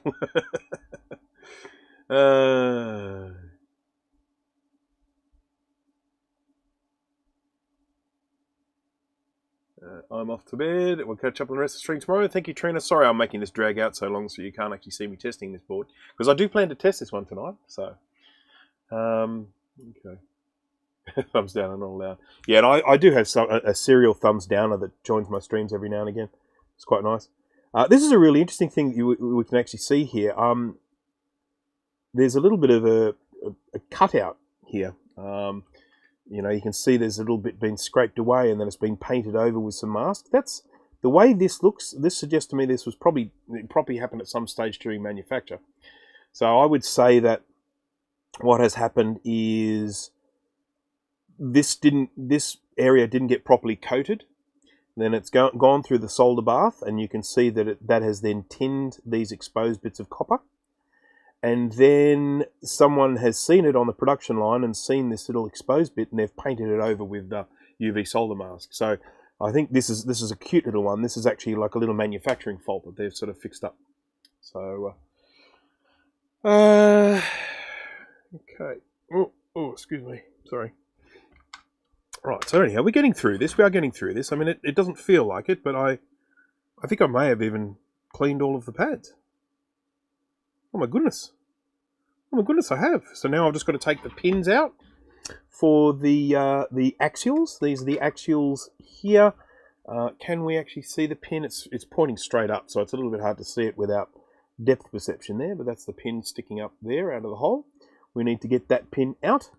Now, as I mentioned right at the beginning of the stream, you may or may not have heard or been present at the time that I said that, there's usually an easy pin and a difficult pin. And the difference between them is, one of them is attached to the negative ground plane, and so that extra copper from that negative ground plane sucks away all of the heat. And so that makes it really hard to get the pin out. And the other one is just on the positive, and that one's usually easy. I think this one should be fine. Yep, this one, you can just tell how easy this one is. The pin just starts moving straight away.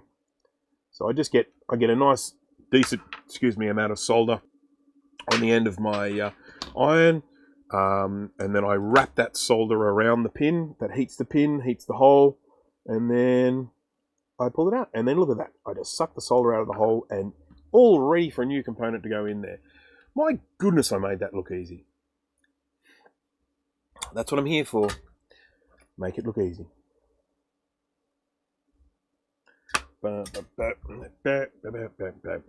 So, once again, there's a pin.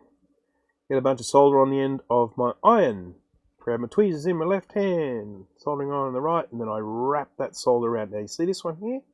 This one is not giving up so easy, and that's because this is sucking away all the heat, because the bottom of this VR is connected to a ground plane, so it's pulling all the heat away. And some of them are like this, and they're just really hard. Now, I still think I can get this out. There we go, a little bit of coaxing. But getting the solder out of that hole is going to be a bummer. I'm going to just put this here like that and see what happens. Yeah, you can see the solder's not coming all the way out.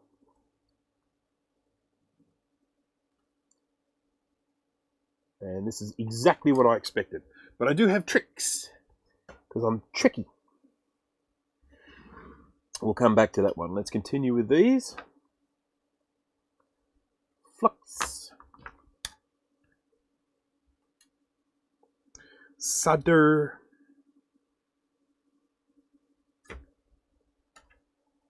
And tweezers. That comes. Again, nice easy one there. Because he's positive.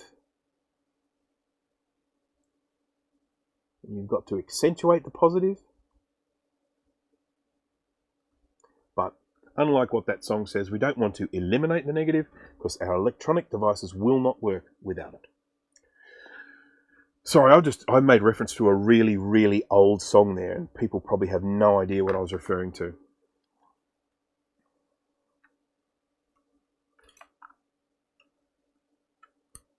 Yep, that one's pretty easy too. Our lucky day.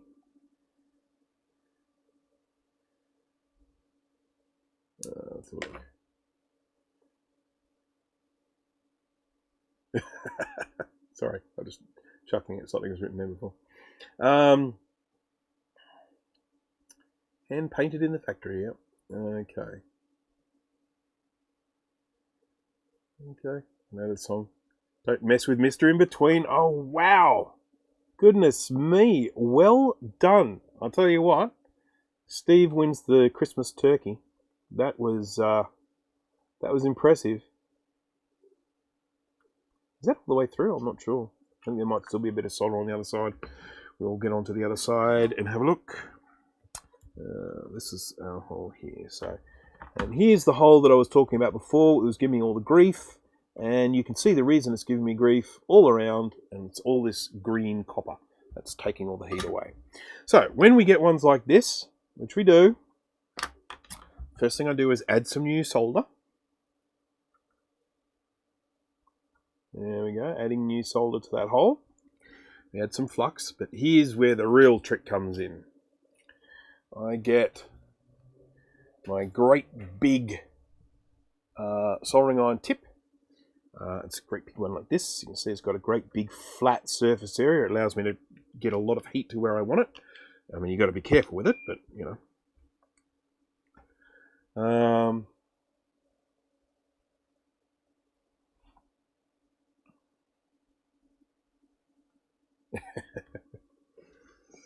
Yes, I'm not going to sing the song. It's going through my head now, and so I'm probably going to be humming it for the rest of the live stream. But I won't sing it. I'll save you all from that. But it's certainly not a current song, that's for sure. Maybe Cardi B can do a cover of it. Okay, we're almost through there. Might just do this, hit this with this on the other side. Let's just check these holes. There's hole. It's all. Yep, look there, lovely and clear, those two. So let's just try this last little bit.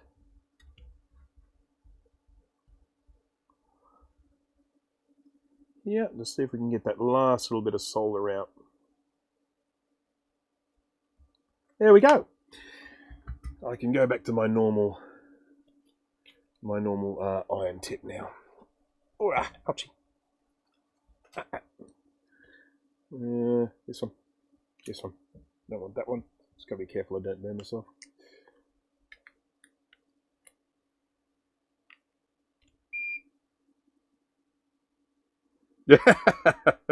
Smoke Chooks and Bruce. It's so funny. The Chook doesn't come in here much anymore. She comes in sort of about around sunset. But Bruce sings the classic. Classics.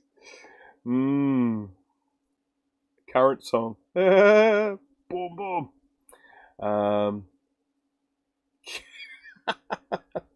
Sorry, this chat's making me laugh. Thank you very much.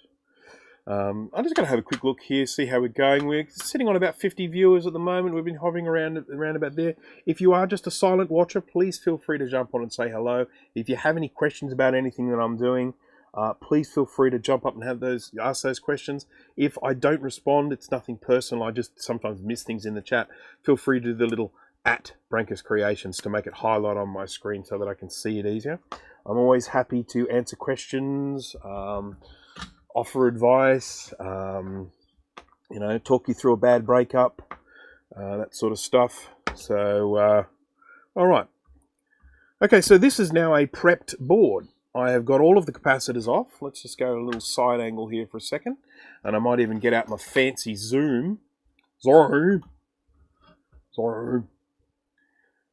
There we go. That's zoomed enough. So, that way.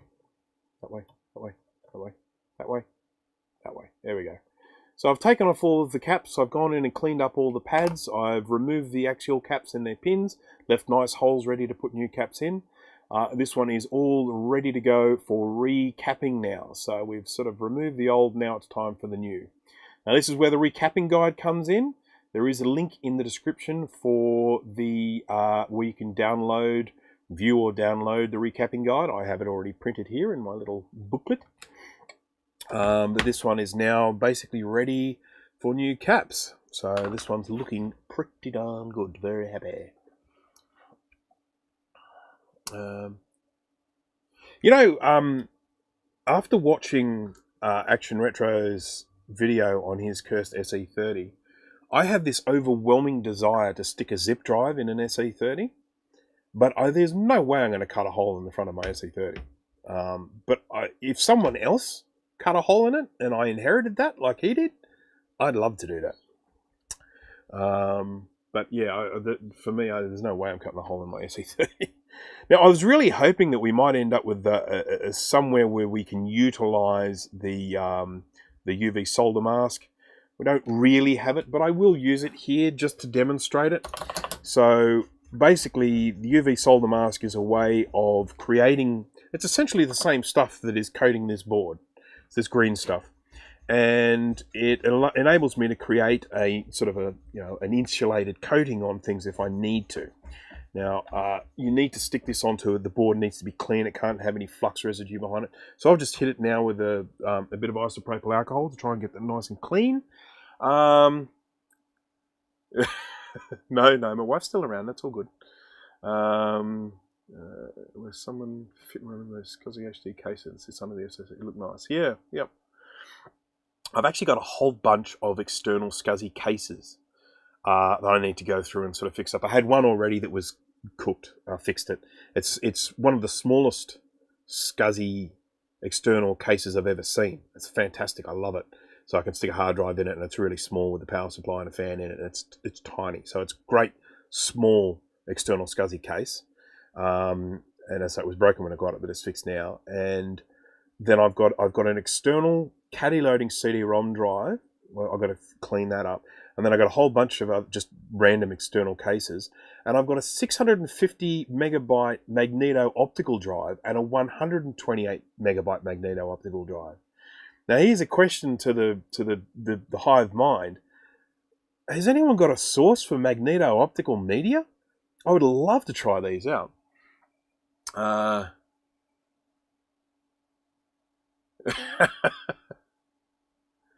Maya. No, I think the Maya reference is a House of Moth reference. Would that be correct, Jay? Would I be correct in saying that? Isn't the House of Moth something from a movie called Maya the Bee or something like that? Would I be close? Okay.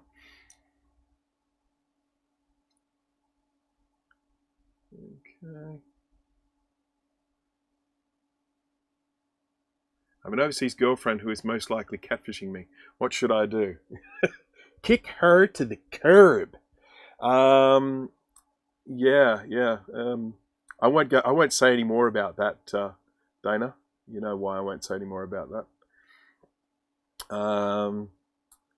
Look on Facebook. Okay, a bunch in Japan for fairly cheap. Oh, okay.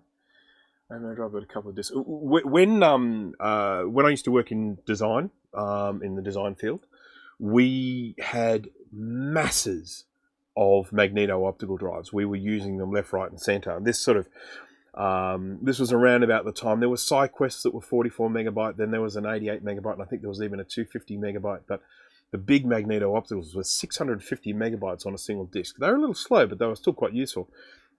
And 128 megabyte magneto opticals. This I think predates zip disks. Zip disks just changed it. But prior to zip disks becoming the big thing, we were using these 128 magneto opticals all the time. 128 megabytes on a little 3.5-inch disc, about double the thickness of a floppy disk. They were absolutely brilliant. But they just never took off. I mean, they were a technology that came in, and then so we used them a lot, and then they phased away. When I had an opportunity to get these drives, I thought, you know what? I'll kick myself if I don't grab these because I used to work with them. But I've got no media. I mean, the company that I work for, they might still have it stored away somewhere, or they might have thrown it away. Who knows?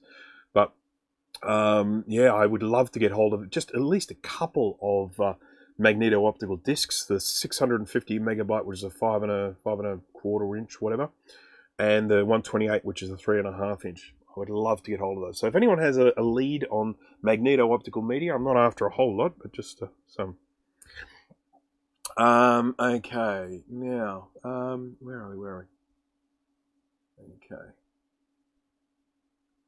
Some Sony Superior or something there. I have a drive for you. Okay, so the ones I've got is definitely they're the 650. They were these very specific types, 128 megabyte and 650 megabyte, and those capacities of the magneto opticals will indicate the size of them, the actual physical size of the disc.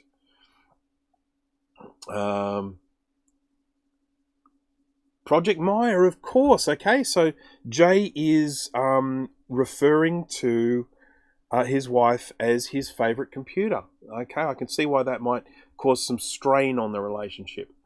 Let's start doing some recapping. Let's get the recapping guide, and let's see how I filed this. I've got no idea. Oh, hang on. There's a because I've got a bunch of SE30 stuff here. The SE30, I have a page for the recapping guide, I have a page for the power supply, I have a page for the analog board, and I have a page for the sound chips. So I just want the good old recapping. There we go. Look at him. Hello. Hello, SE30. How are you today? Right. Okay. Where are we? So I'm going to start off. We've basically got 4 different types of cap on this board. I'm going to start off with the one that there is only one of, which is a 1 microfarad 50 volt. I will need to check the rating carefully here because, as I said, things did get moved around a little bit in here. Oh, geez, I need more of them. I'll be stuffed if someone sends an LC to me. It uses stacks of those. I need to buy some more caps. Need to buy some more capacitors. Right, so let's get our Amtech flux this time. Enough of this cheap stuff. Actually, it may not even be cheap. I know. Oh, geez, what's going on here? What's that? A little bit of black gunk. I want black gunk. There we go. All right, so let's get flux on here. The chat is very active tonight. I am missing stuff, and I would love to just sit and enjoy this chat, but I do actually want to get this recap today. I've been going for nearly 2 hours.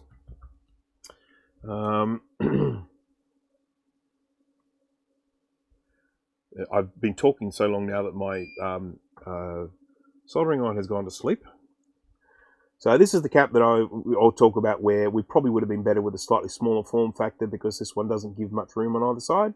But I'm so used to it now, I'm so used to it now that I'm quite happy to just use this size cap. A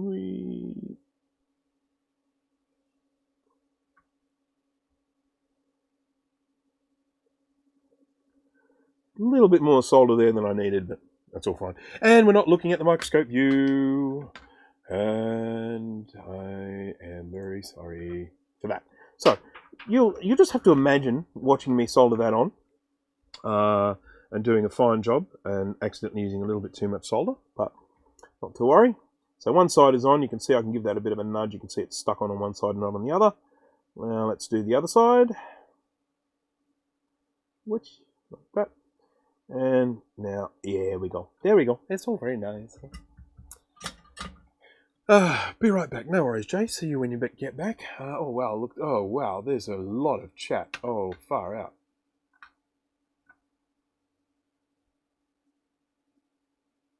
Right once. No, it's not a right once. The magneto-opticals were, they were essentially just like a slow hard drive. You could rewrite them as many times as you wanted.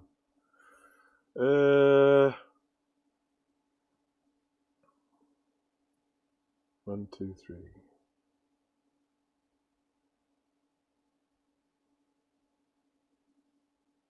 Oh, what happened? Has something gone wrong? What? Hey, what happened?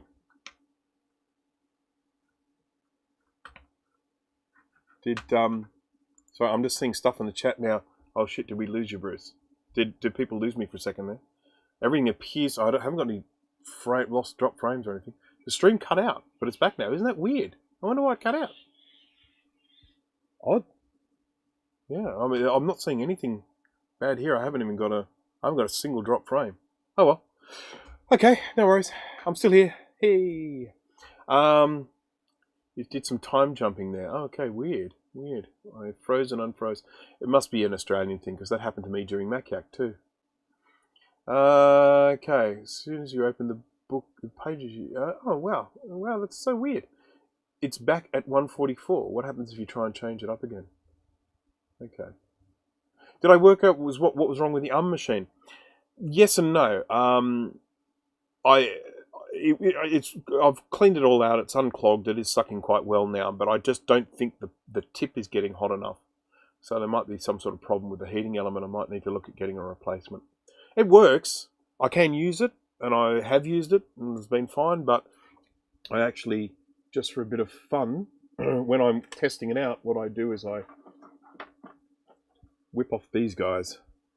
I pull the RAM slots off my donor boards so that they're all ready to go if I need to if I need to replace someone's. So when I'm just testing it, so I whipped off one of those, so that worked. All good. Okay, so right, okay, okay, no worries. Do you see me? Yes, I do, Michael. 30 to 60 seconds. Maybe 30 to 60 seconds. Things cut out. Wow. I don't know what's going on there. Oh, well. Okay, well, I'm back now, so that's all good. I do apologise for me being not here during that brief moment. And, oh, look, people weren't even prepared to hang around. Look at that, down to 44 viewers. I was up to 50 before, and there was obviously 6 people that just went, no, I'm not going to wait for them to come back. So, all right, let's continue. Now we're on to all of the rest of these capacitors are 47 microfarad, 16 volt. And that is the most common recapping capacitor size for any recapping job here. I didn't even check to see if this was right. 105, that's 1 microfarad, yeah. So the codes on the front of these do give us information about the capacitor, which I'm just going to go through here. I do like to do this in my streams because it is a question that I do get asked quite regularly. They say, what do those codes on the capacitors mean? So as you can see, we've got 4, 7, 6. Well, the 16 is fairly straightforward. That's the voltage. It's 16 volt. The code down the bottom, that 911, is probably a manufactured date code. You can see that there's a difference here. There's 949. There's 911, so these two were manufactured at different times. They're both Chemet, but they obviously manufactured at different times. I suspect the K probably talks about which class of capacitor it is, because the capacitors,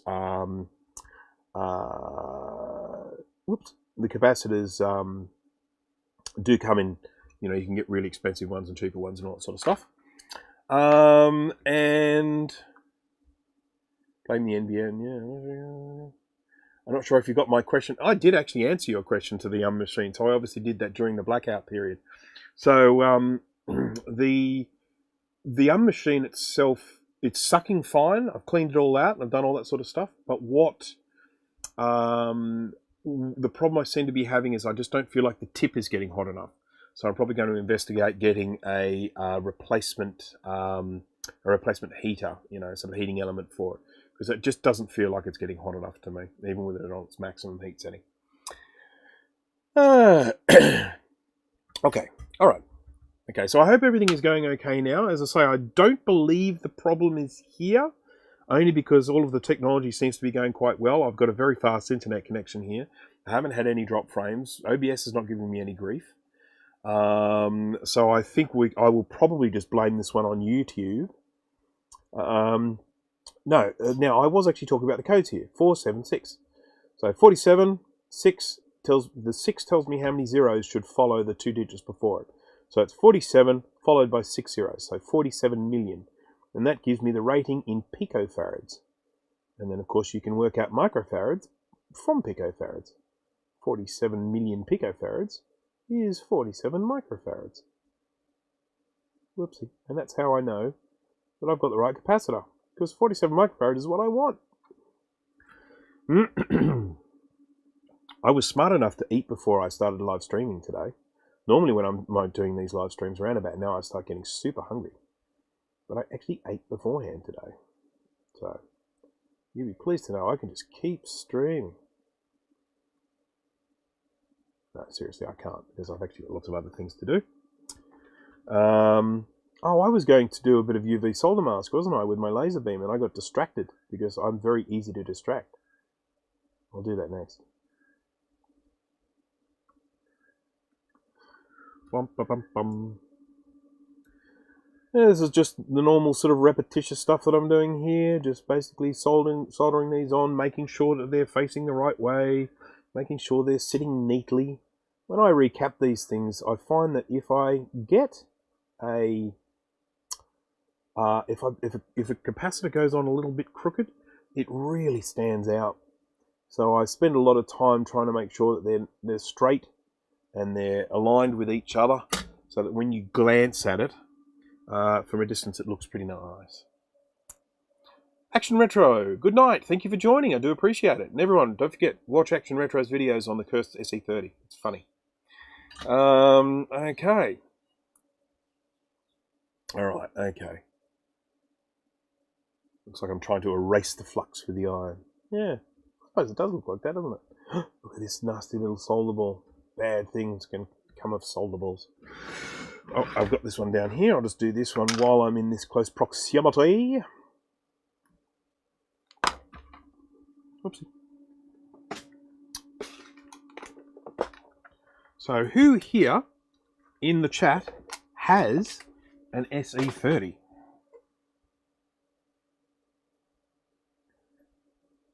And just out of curiosity, if you do have an SE30, how much RAM do you have in it?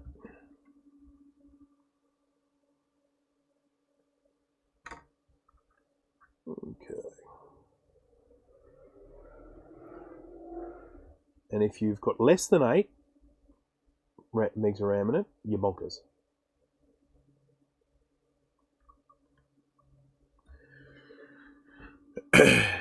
Okay, a working one.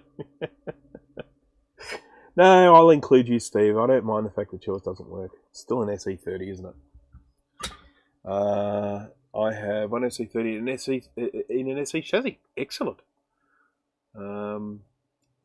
It's a nice upgraded SE. 128 megabytes in it. Awesome. 3,000 yen. I have about a dozen of them. Well, you have to start selling some of them because you can't keep them all to yourself. You can't use them all at the same time. No, I'm kidding. I don't care how many people have.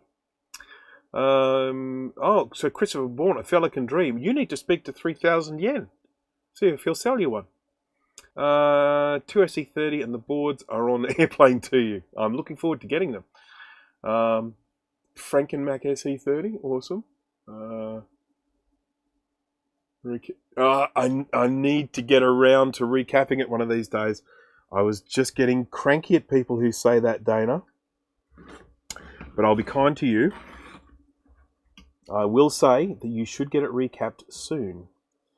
So I'm just going to put a little bit of UV solder mask here and here, just onto these little bits of exposed copper. I absolutely don't need to. These particular bits of copper, also it's not exposed copper, it's actually tinned, but these little bits here are not in any real danger. So I don't need to do this. I'm just doing it to kind of demonstrate the process.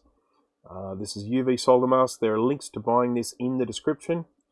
It is basically just this gooey green stuff that you can paint on with a paintbrush. I'm using a 000 sized paintbrush here. It's one of the smallest you can sort of buy, just right from an art store. And I just paint this stuff on. Just create a nice little coating. And then once that's all covered up, I'm just going to put that away. This stuff is really gross, by the way. Don't get it on your fingers and stuff because it sort of stains. Don't get it on your clothes. It gets everywhere. It's awful. Okay, so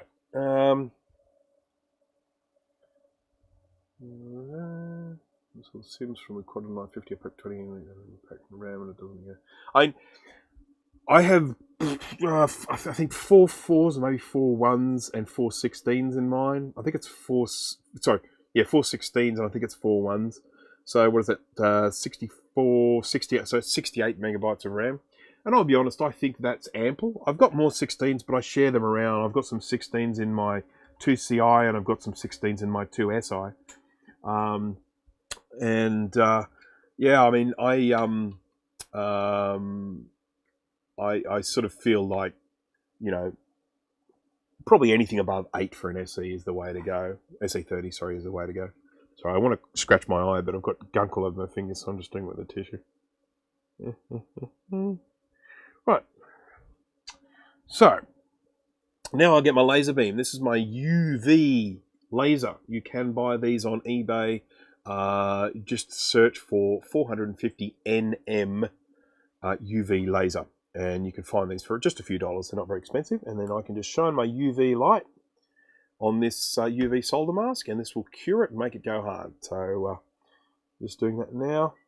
Doesn't take long. It only takes a few seconds to actually cure this stuff. Depending on how thick it is. It kind of changes slightly when you're doing this. It starts off as kind of very clear sort of liquid and starts to go a little bit more opaque and a little bit more matte in its finish. Mac 84, be right back, no worries. We'll As long as you're back, that's all I'm on.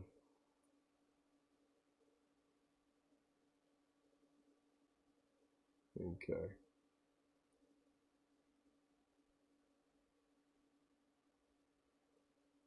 Okay. Yeah, that's actually in two sockets. Use the stock SE30 ROM or something modern. In my one, I use the stock ROM. I do actually have a Rominator 2 floating around here somewhere, actually. I mean, I hope it's down here because I'm going to need it for testing. Actually, I can use... Here it is. Here's a Rominator 2. This is a modern alternative. The great thing about these is you can boot into the ROM, so that's great for testing. And they're 32-bit clean and all that sort of stuff. But in my actual SE30, the one I have, it's stock. I've got the original ROMs in there, which are fine. I mean, you know, I don't. It's not like for me, it's not like I actually really use it for practical purposes. I just muck around with it, play games on it, that sort of stuff. So, stick a stream you renege on our agreement. Look forward to a letter from my lawyer. What did I do? What have I done? Can you remind me? What was the agreement? If I've forgotten, it's not really reneging, is it?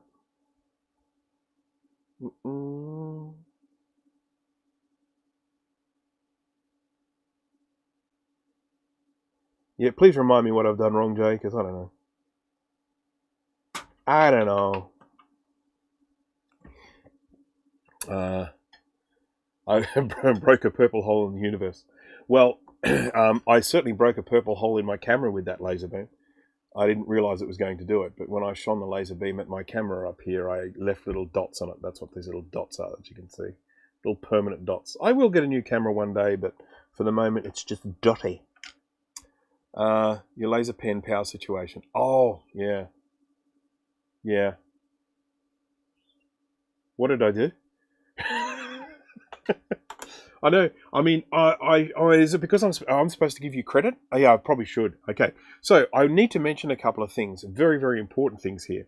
First of all, Jay was watching a video of someone using UV solder mask. He then contacted me and he said, I watched this person using UV solder mask and he made it dry in a couple of seconds. How on earth did he do that? And then he asked in the chat and someone said, oh, UV laser. So Jay mentioned that to me. So, of course, the first thing I did is went out and bought a UV laser. It's very much Jay's idea, but nonetheless, it did work. And so I've tested it out. And, of course, he is doing the same now. He also has a UV laser. Then he also suggested, you know what, rather than have a battery, I might connect this up to my power supply.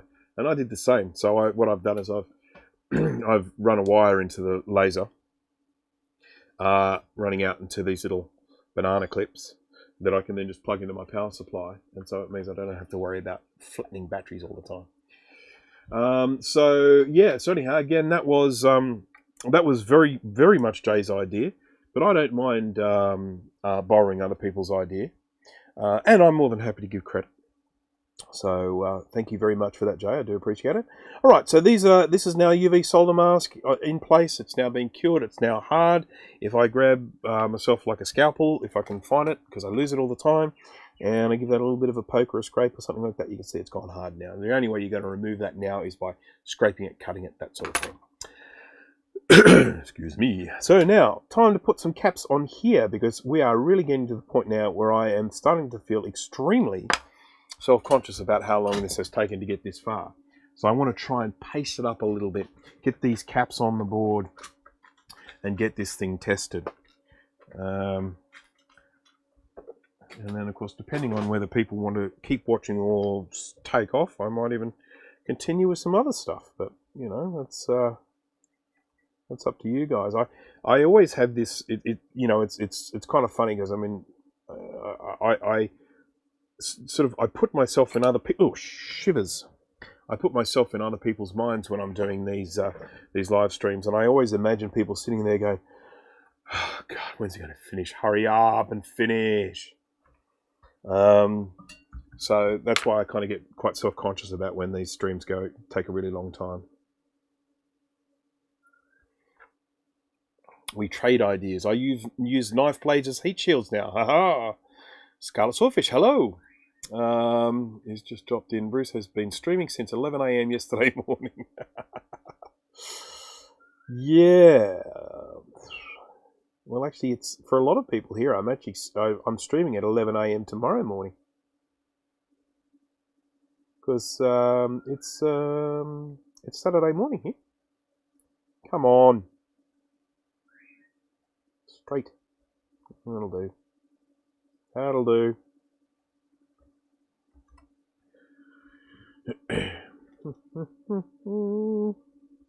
Saturday morning where Dana is as well, I should say.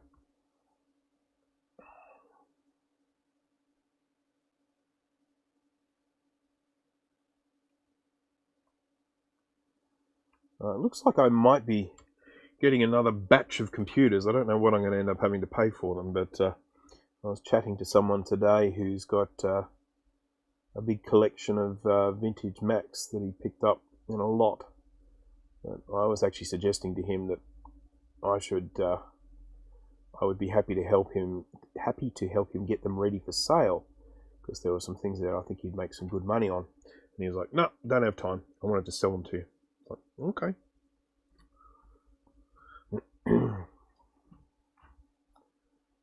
I have a Macintosh SE here. There was some battery damage that I'd really like to get working. It's one of my little projects. It's mine, so it's not a paid project. So it's something that has to sort of fit in when I have time. But I would like to spend a bit more time with that. I've cleaned it up a little bit. It has lots and lots of broken traces around the ROMs.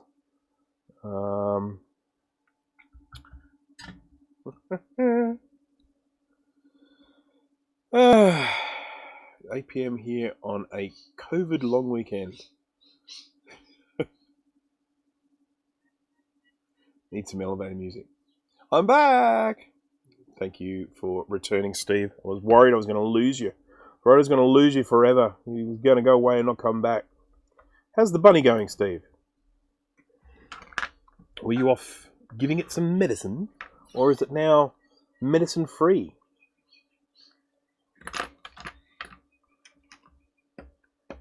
Yeah, I do love a job lot of computers. As I said before, I mean, the last one that I got where I bought a lot, I just, oh man, that was just awesome.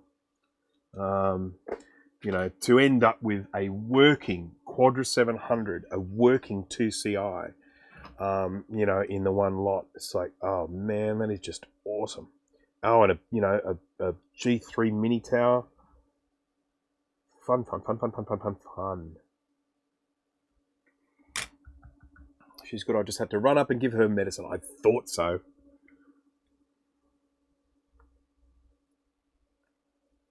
Local resource. Found a radius card for an SE30. God, I would love that. 7 BBC micros.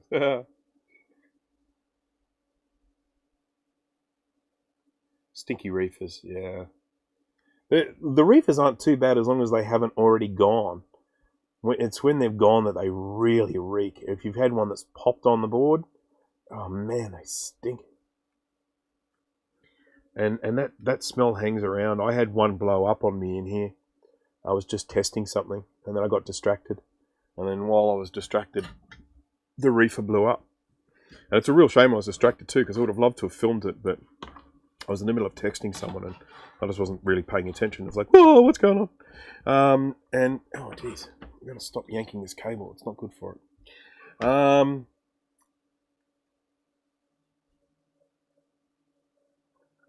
jar comes all the time. TRS had an Apple II. Yeah. Yeah, I mean, it is just one of the things with reefer caps. They don't last forever. Can't be helped.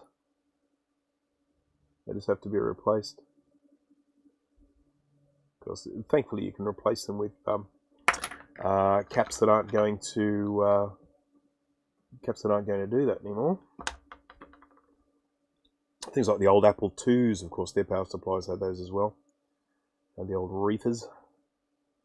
Whenever someone sends me an old Mac power supply with reefers, I always offer to change them for them. You know, because you're pretty much saying to them, look, this will go one day.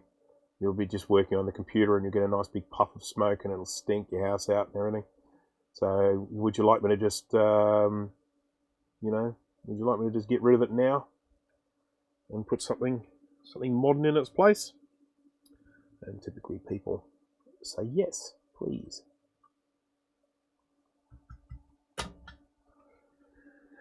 Oh dear.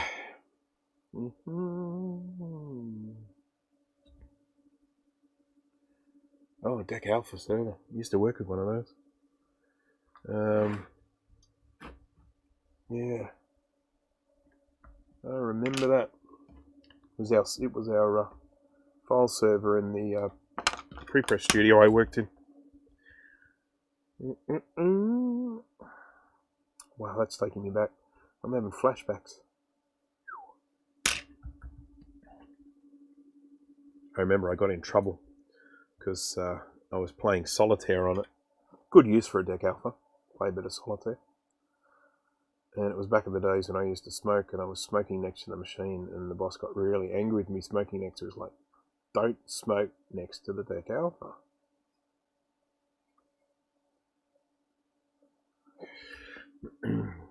Such a naughty rebel.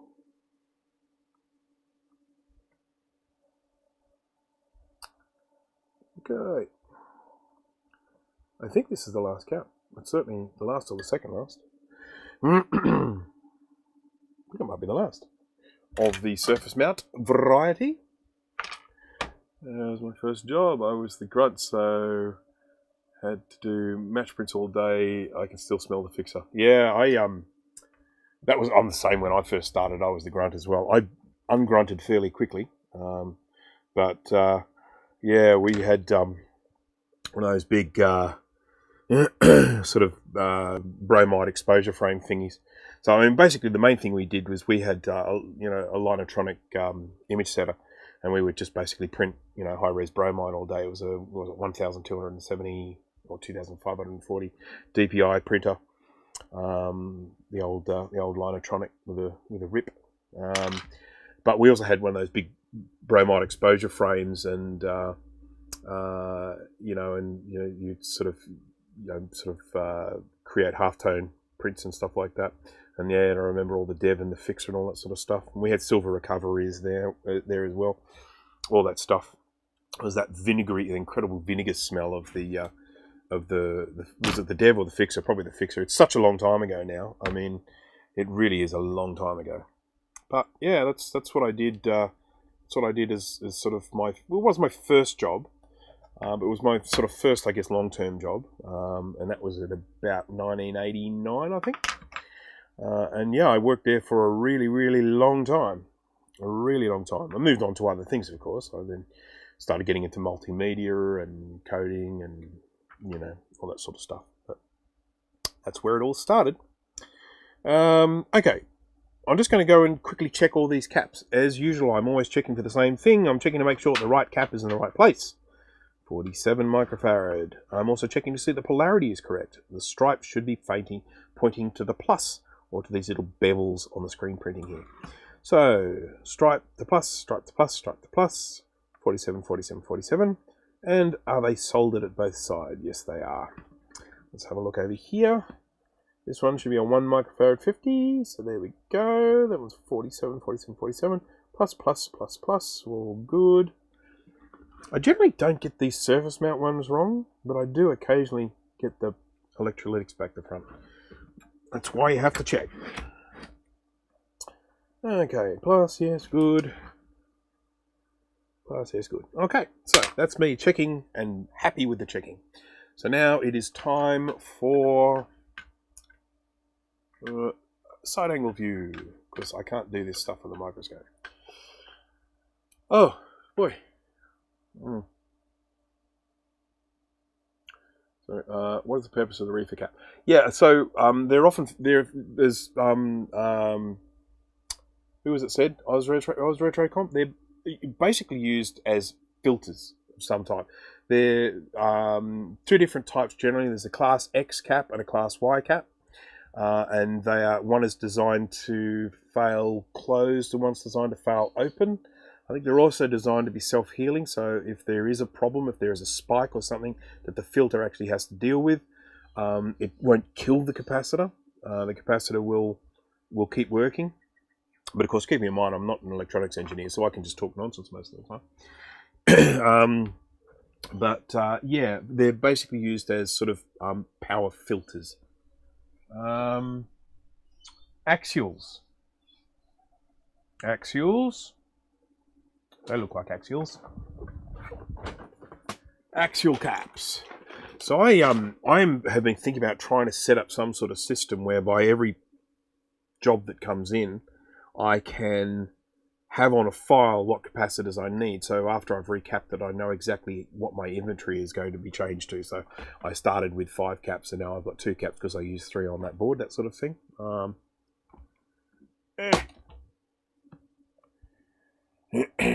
I'm glad I missed the pre-digital age of the graphic design industry. Can I tell you something?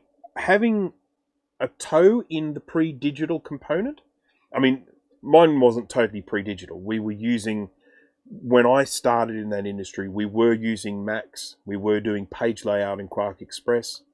We were printing to a high-resolution printer. But it predated being able to scan images in and put them into a page. What you would have to do is you'd essentially just leave a square or leave a box where the image was going to go, and then you would do the images manually because the computers just didn't have the grunt to be able to do images and stuff like that. So I was at the start of the digital side, but I have to say a lot of that analog stuff gave really, really good training for the digital stuff. Having an understanding of, half tones and rosette patterns and, the processes and the procedures that would go into producing things, old analog scanning and all that sort of stuff. It was really, really good experience to have, learning about those methods that went into the digital stuff later on. Just saying. Right, so I'm just going to have a quick look here. We're back up to about 49 viewers. So after my little blackout where I lost some people have come back. So thank you. Sounds like a job for FileMaker. That's, Jake, that's a very logical thing to say, except for the fact that my full-time job is I'm a programmer. And I have actually gone in and made my own job tracking software, which has all sorts of fancy little features. For instance, right at this moment, I can just go in here, and I should have done this to start off with, but I can go in here to my jobs, and this one here is, and you can't see this because, of course, I'm not sharing my screen with you. Like, oh, I've had people sending me messages. Okay, so I can go in here and I can say this is an SE30. I can go in and I can change the job status of this one to in progress. And one of the things I can do with this is anything that I do to the job, the customer has a personalized link that they can click on. So at any time, see where I'm up to in the job. They can see exactly what the progress, if any progress, has been made. I can also send them messages in and out of this so that any messages that are associated with this job are actually all recorded in this system. So I can send them an email, and if they reply to the email, their reply comes in here. So I've got a complete trail of every communication I've had with the customer while I've been doing this job.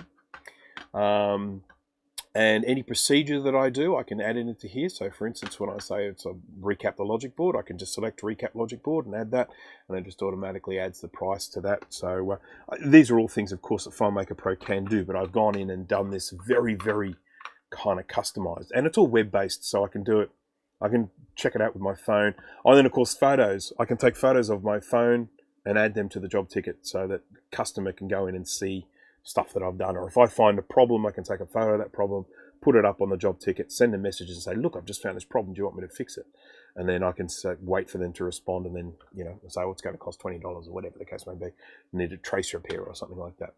So I've made this very, very customized, very personalized, and I will be continuing to improve it as time goes on. Sounds like a great system, yeah, and I've got a beta tester all ready to go as well. Jay's going to try this out for me and tell me if it's any good or if it's rubbish. Okay.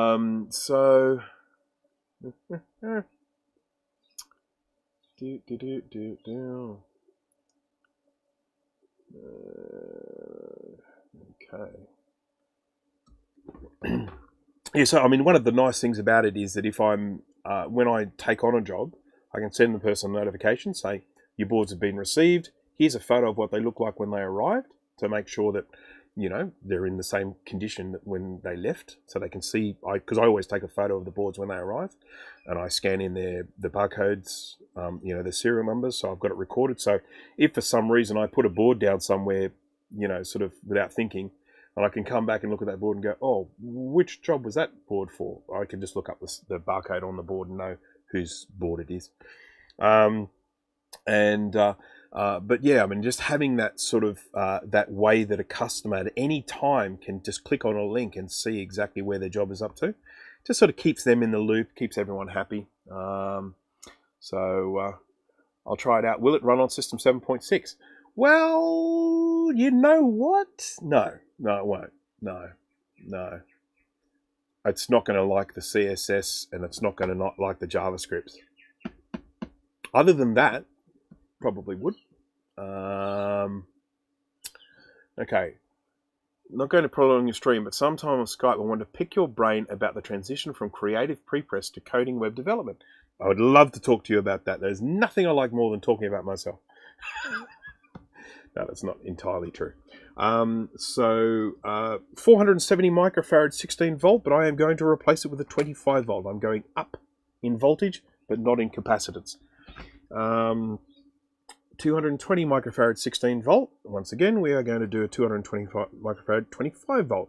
I have got 2 left of these 470 microfarad 25 volt. So that is time for me to buy some more. Right, so sorry I bumped the microphone there, that probably made a terrible noise. I've actually got 2 microphones. I've got one microphone here and I've got one there. This one, if the battery goes, it means that I'm still talking there, but the beauty of this one here is if I get up and walk away, you can still hear me talking, or if I turn around or something like that. So, okay. Lewis Rossman would be interested in, he's been talking about trying to build some tools for board repairers to use. Now, it's understandable if you prefer to keep it in-house. In the long term, I would have absolutely no objection to actually making this available as, something that people could either buy or subscribe to or something like that. It's not ready yet.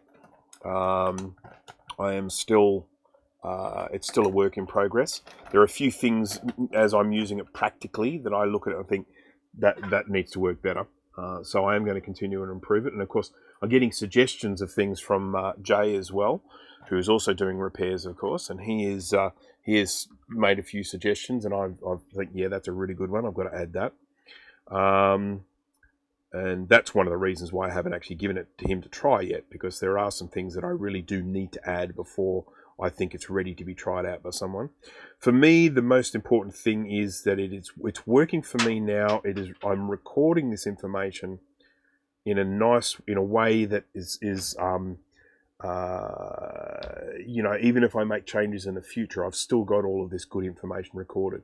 And of course, the other thing I have in here is I have every single vintage Mac computer in a database. So when someone sends me a job like an SE30, I can just select SE30 from the list, and it's got all of the information about that computer that I can just easily look up, like how much RAM was on board, or what's the CPU speed, or what was it upgradable to, all that sort of stuff. And that's just really handy information to have on hand.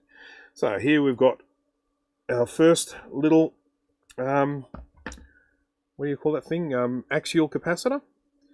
In case people aren't familiar with the term axial, what it basically means is the pins come out from each end. There. You can't see it. The pins come out from each end, like that. If it was a radial, both pins would be coming out one end. But axials have them coming out either end. So, you can I've seen people do this if they haven't been able to get hold of axial capacitors. They've put radial ones and then bent the pin across. You can do it, but it looks awful. It's unsightly. Can't have that. I want these boards to look as nice as possible when I'm finished with them, so that people, when they get it back, they look at it and they go, I'm glad I paid for this. Okay, let's get this around the right way. the right polarity. Must have the right polarity.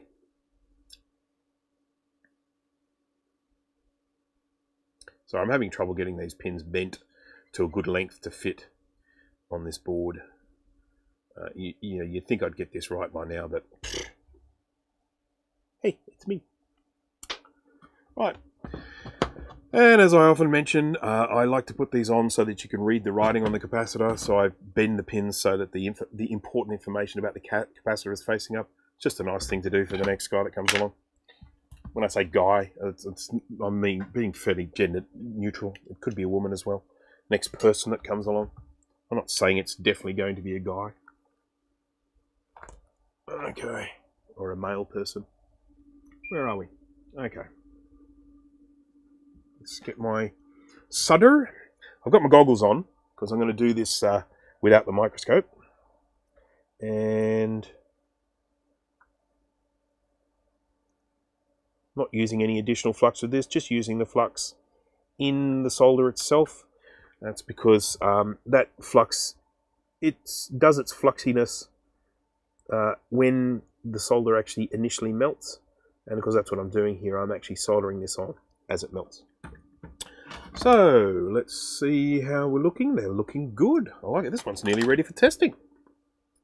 Zippity-doo-dah.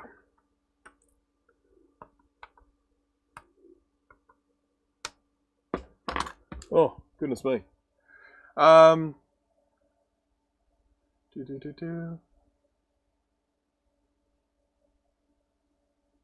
Oh, yes, I mean, it says it could be expanded to cover modern Macs. Essentially, the way it works is that there's a separate database for devices, and you can import anything you want into it. So you can bring in, and you can add new ones to it as you go. Hayabusa channel. I have all the original service manuals on disk if you need them. I think I do too, actually. Thank you for the offer, but I'm pretty sure I have all of the service manuals on disk.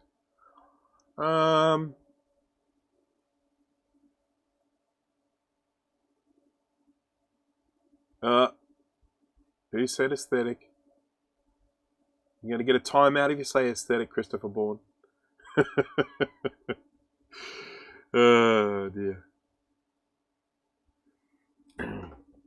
Okay, so, as I said in my one of my earlier streams, you know, Oz Retro Comp there mentioning Amigas. I don't discriminate with vintage computers. I'm quite happy. I will recap any computer that uses a Motorola chip. Okay, so I think we're all on. I think we're just about ready for testing. I'm not going to clean this. I should clean it. The sound might still be bad because we do have a fair bit of gunk around these sound chips. I might just give it a quick brush here, see if I can get the worst of it out. This will afterwards go into the ultrasonic cleaner, and it will get spotless because that's what the ultrasonic does. It will come out looking absolutely beautiful. It'll be like brand new, and everyone will be happy. They'll be singing in the streets.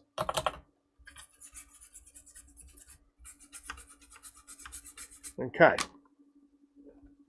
Rather than some of the horrendous stuff that's been going on in the streets lately. Okay. Oh, right.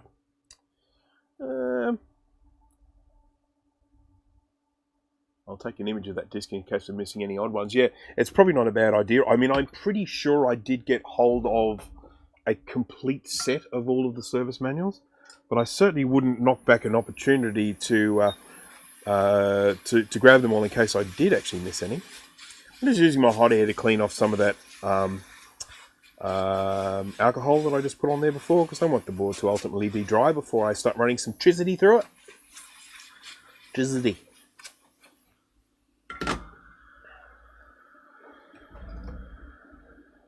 Okay, so good old SE30. Now, here's the part that we never enjoy, and that is where we have to start putting. Oh, actually,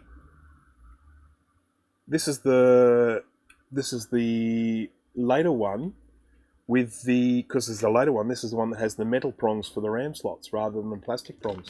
So this one is hassle free. I don't have to worry about snapping them off. It's brilliant.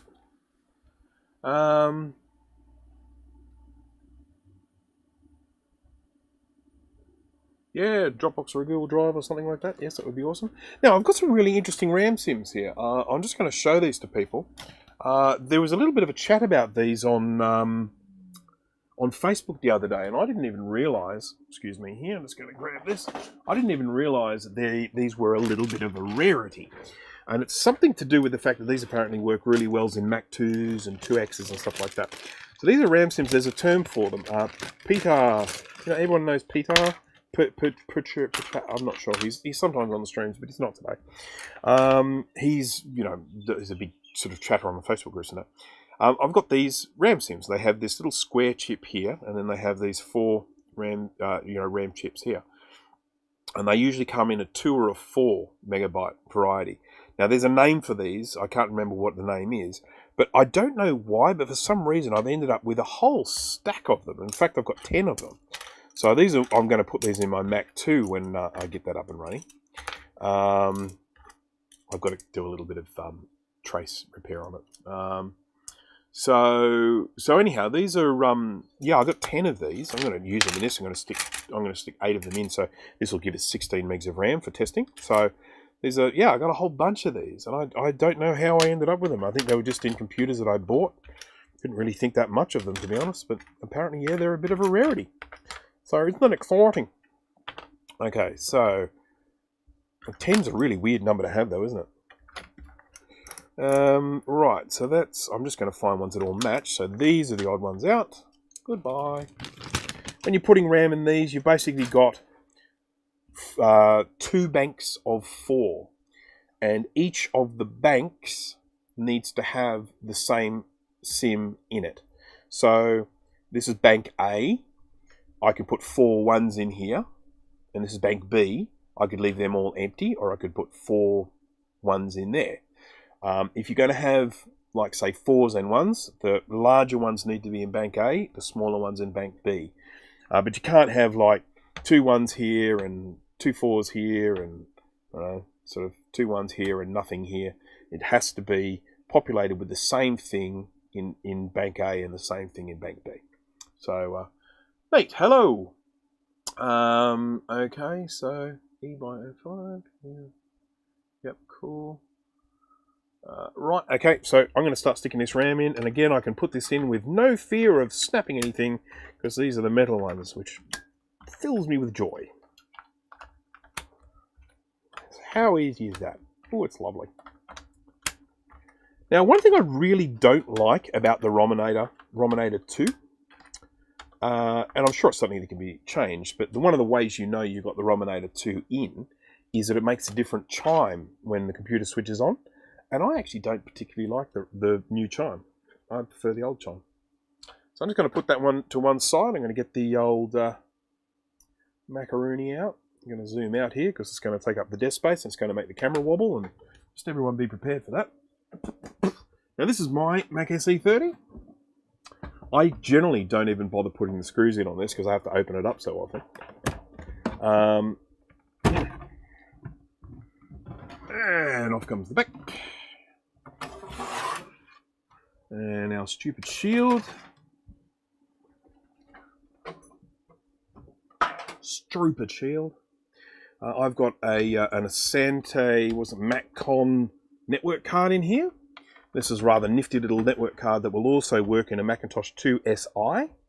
I'm going to just whip this out so that I can get the board out. I've got to take the network card out to get the board out. Out you come. Come on. Come on. There we go.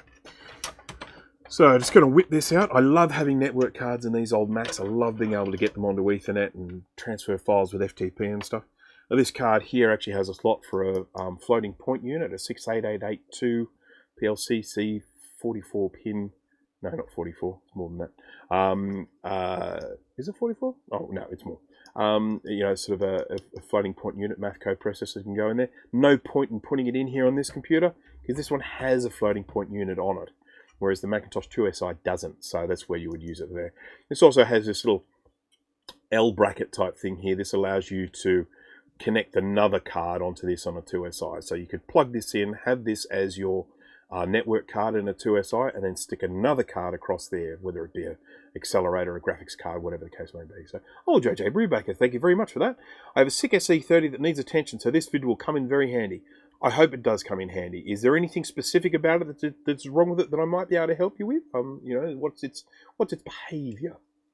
Do you have any leads on power mode RAM you have there? Didn't realise the SE30 needed power mode RAM. It doesn't.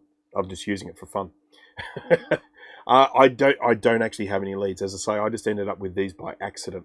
I'm going to hang on to them because apparently they're rare, but I know that's awful. But yeah, I don't think it does. It doesn't need them specifically. But yeah, I'm afraid I don't have any leads on them. I happened upon them by pure accident. They were in computers that I bought. It doesn't turn on, and there is an internal rattle. Well, you're definitely going to want to open it up and have a look inside. The internal rattle is probably like a corroded battery floating around. That would be the first thing I'd be looking out for. So, yeah. That you may find that what you have there is dead. It is one of the really unfortunate things. Of course, we've seen so many of these computers die because of the battery.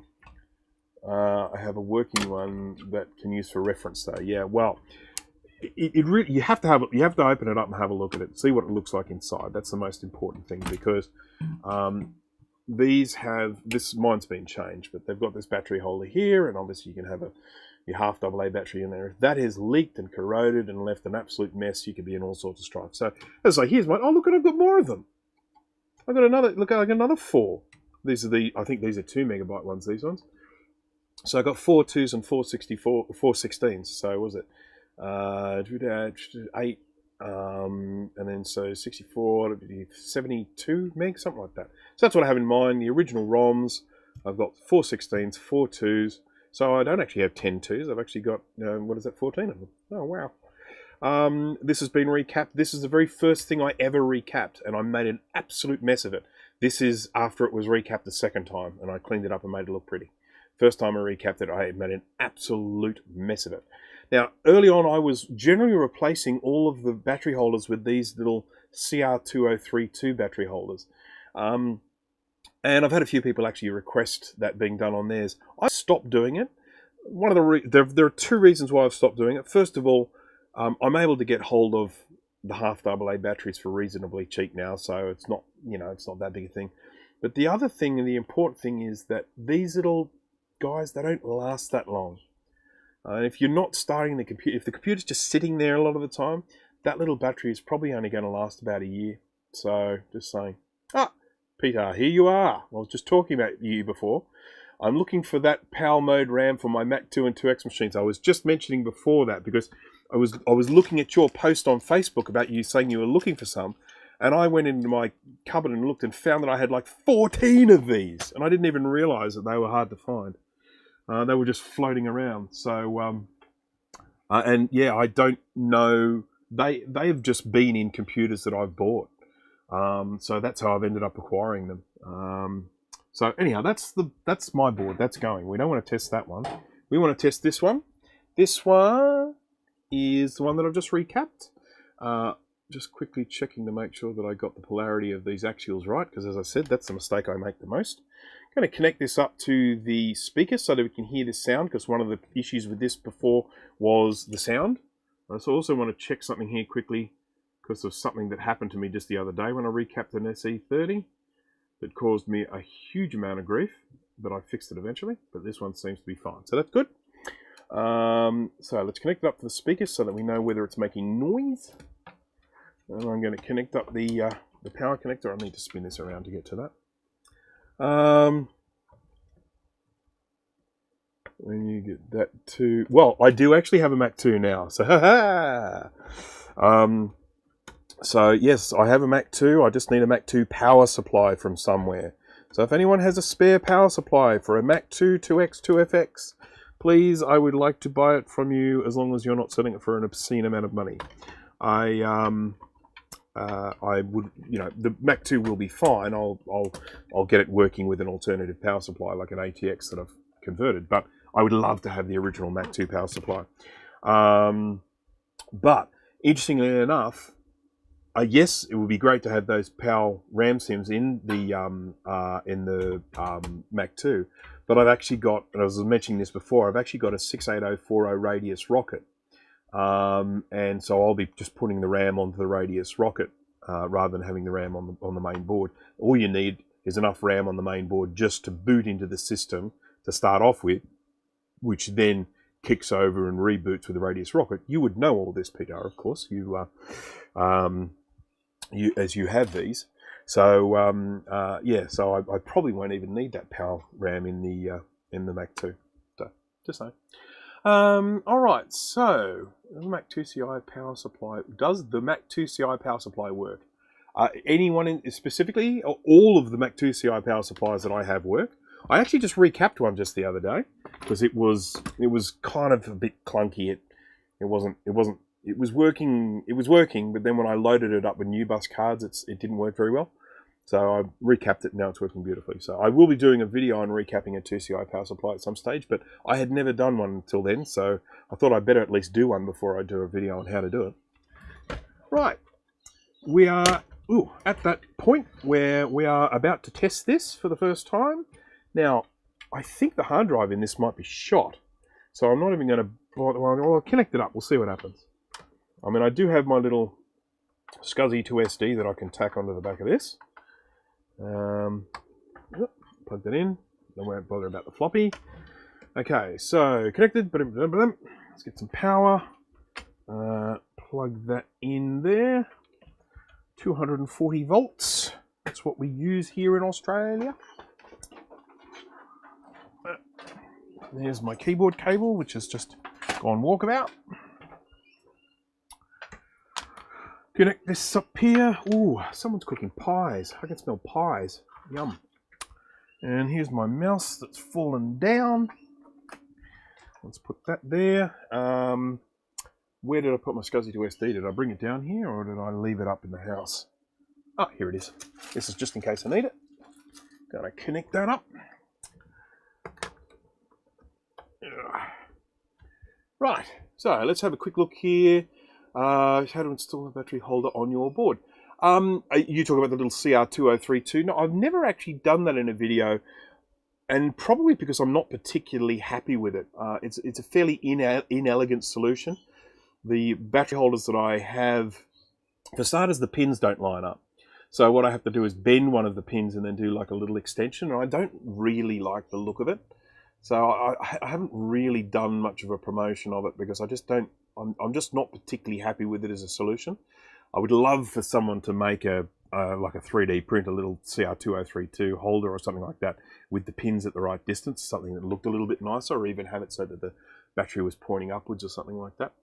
Okay.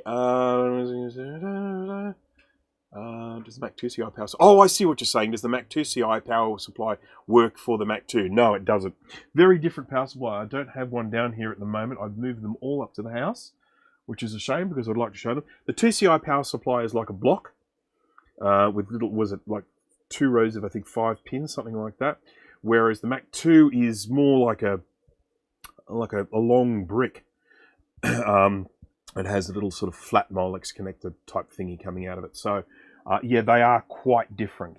The old Mac 2 versus the 2CI. So, yes, unfortunately, thank you for the offer, Michael, but no, 2CI. I've actually got a few surplus 2CI power supplies, but, yeah, so, looks like SE and SE30 swappable. Yes, they are.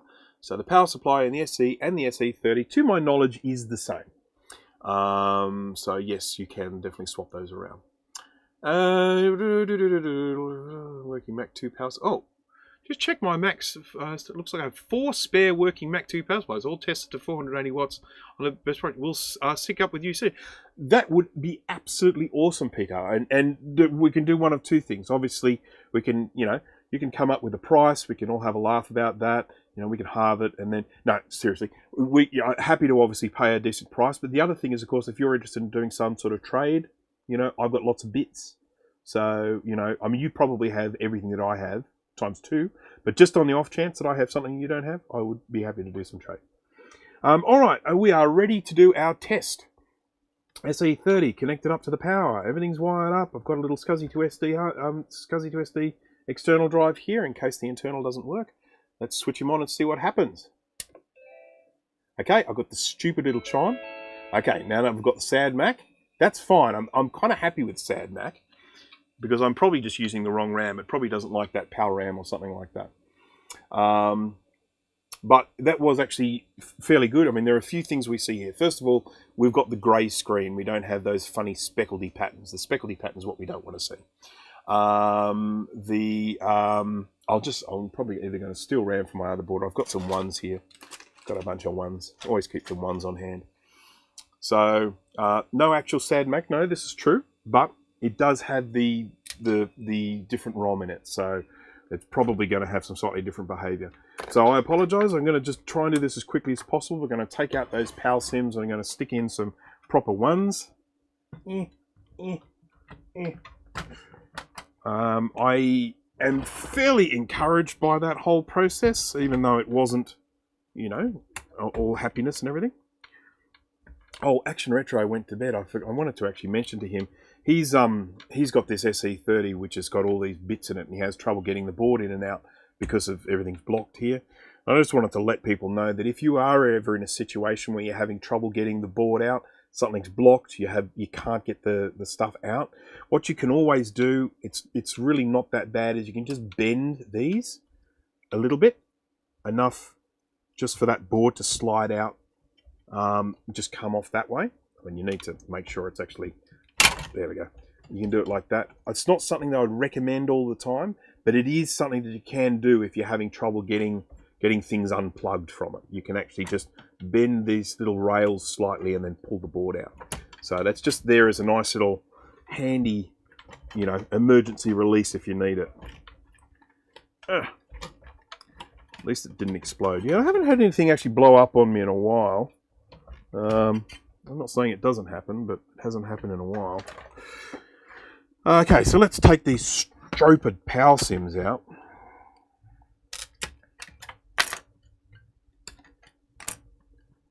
Yep. 2, 2, 2, 2, 2, 2, 2.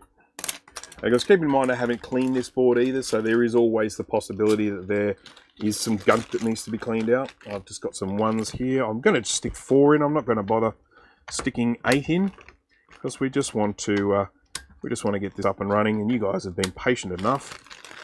I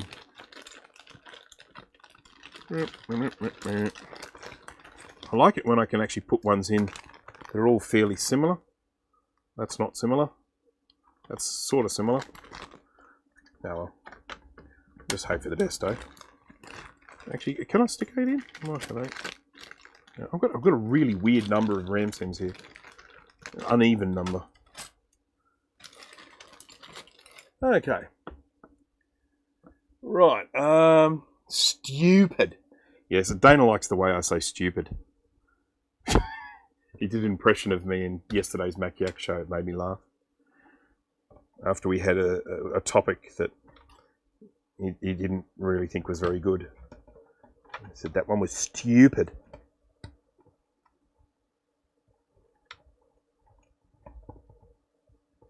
Okay. Come on. I'm doing this a little bit closer than I would like to be looking because, as I say, I am getting long-sighted in my old age. Alright, so I've just got 4 little ones in there. We're going to hope that's enough at least to get this thing booted.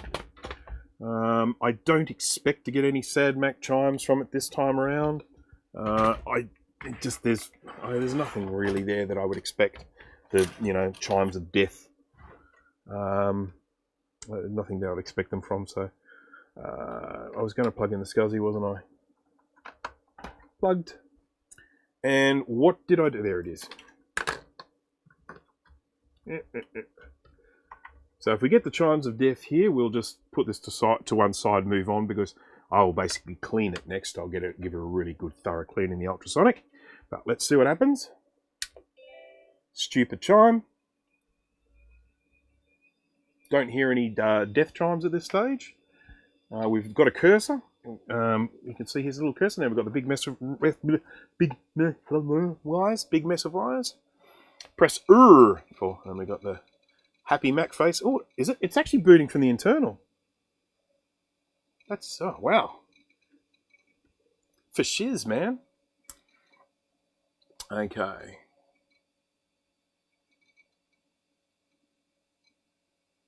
So that's not the normal way. I've been doing it the wrong way for years. Yep, fair enough. Oh, John, hello. Welcome to the stream. Only just made it. Fair enough. It is the middle of the day here, so we've finished recapping this and we're just testing it now. And so far, the test has been rather successful. So there it is. And just for a little bit of fun, I'm going to boot into the RAM disk because I just think that's so cool to be able to do that. ROM disk, sorry. So we go here to restart. And then I can just press R. There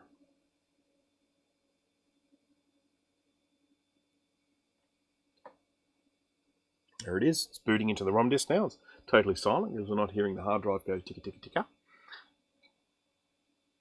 There it is. We've booted into the little ROM disk. What does the ROM disk have? Let's have a quick squeeze here. Sorry about the flickering, guys. Let me turn the brightness down a little bit. Make it a little bit easier to see. I can even zoom in some. Not much, but some. There we go. You can see this is my my all-fixing sort of hard drive that I have here. This is an Untitled SD. Has System 7.1. I can boot into most computers. We've got the patched hard drive thing. We've got SCSI Pro. We've got ResEdit.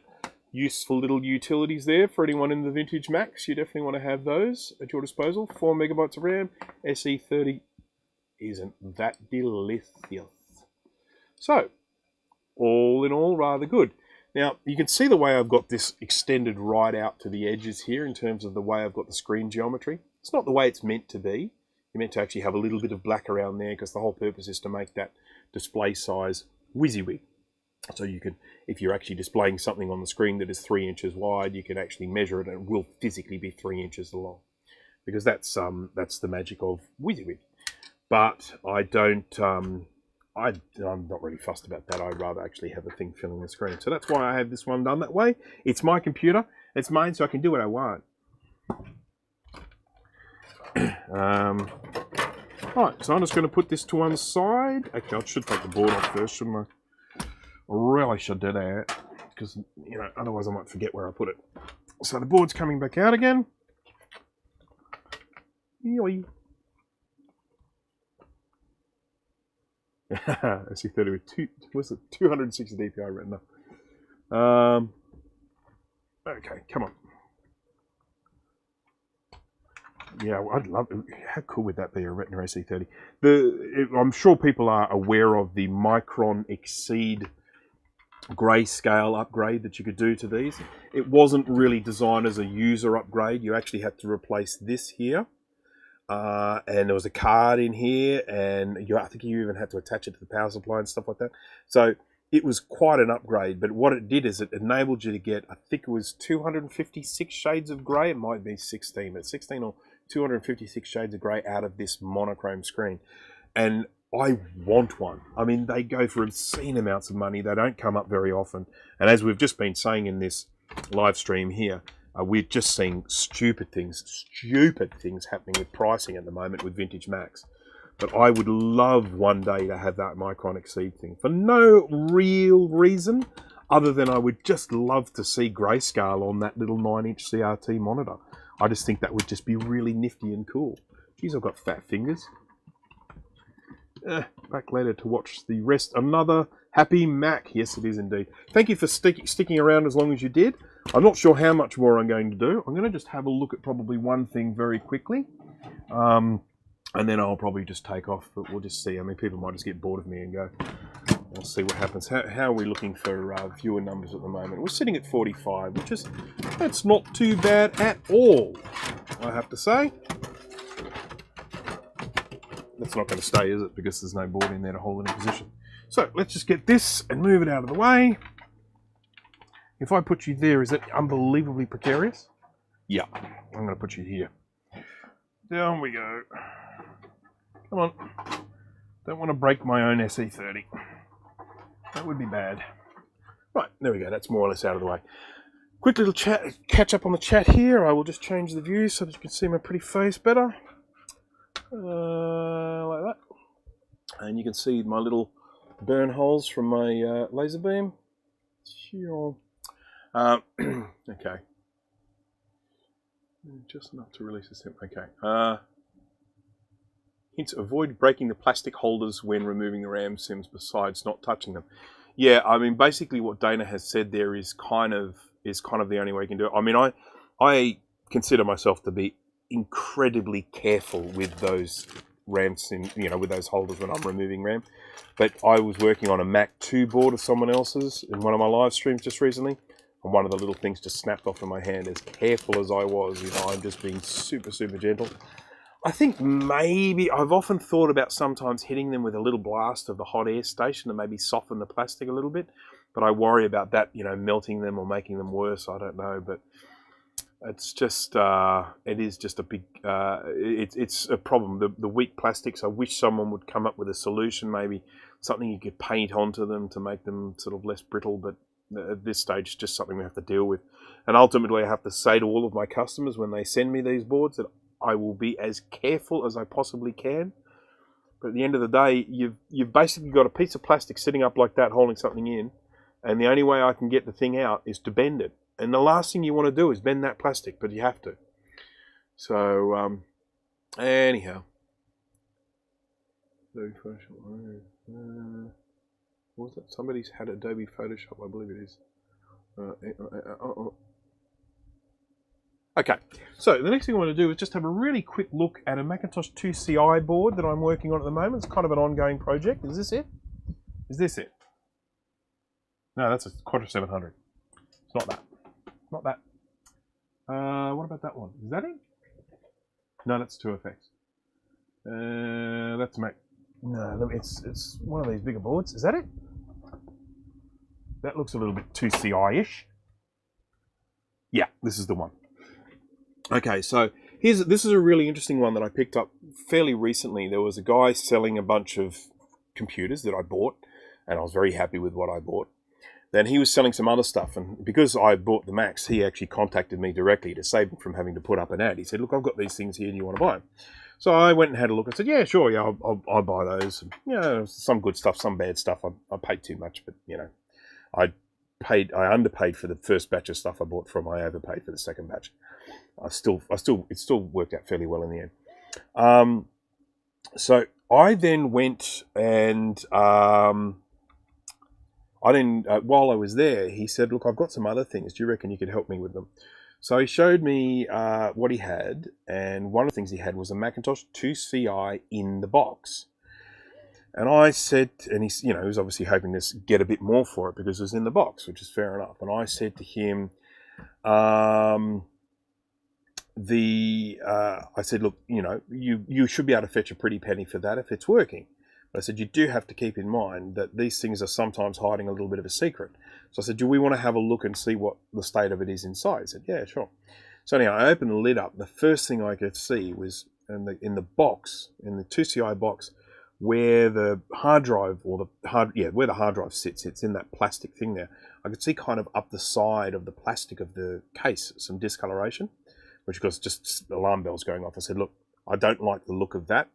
Let's pull it apart and see." So I was able to pull out the power supply, grabbed me a screwdriver, I undid the sort of the holder for the floppy and hard drive, took that out. I should actually show that to you if I have it, because the floppy drive is just destroyed beyond recognition. But anyhow, what we found was some pretty serious battery leakage. So this is where the battery would live. Let me just go on to a side view here. This is I'll have to zoom out a little bit. So that's where the battery holder would normally live, right there. And it had leaked, and it had leaked down here. These are the 4 ROM sims there. And there's obviously a lot of trace damage going on around here. We're going to have a look at this under the microscope. And again, this is a bit of an ongoing project. I'd like to be able to get it fixed. Now, to some extent, the ROM is not the end of the world, because I can get a ROMinator and put it in here. This does actually have a slot for a ROM. So I can put like a ROMinator in there. As long as I can get it enough of the things joined up. If I don't, if I bypass these ROMs, I kind of can do that. I have recapped it, already replaced all of the capacitors, including the axials.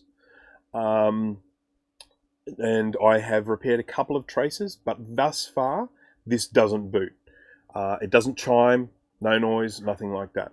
So I would really like to get this working. I don't plan to ever sell this one because I just don't ever think that even with whatever work I do, if I get this working, I wouldn't feel confident enough about taking someone's hard-earned cash and handing something like this over with this level of repair that it's going to end up having. So that's my general thinking behind it. But I do have another 2CI I am planning to sell or swap. But anyhow, so let's just have a real quick look. We'll start on this side of the board here. So this is this side of the board.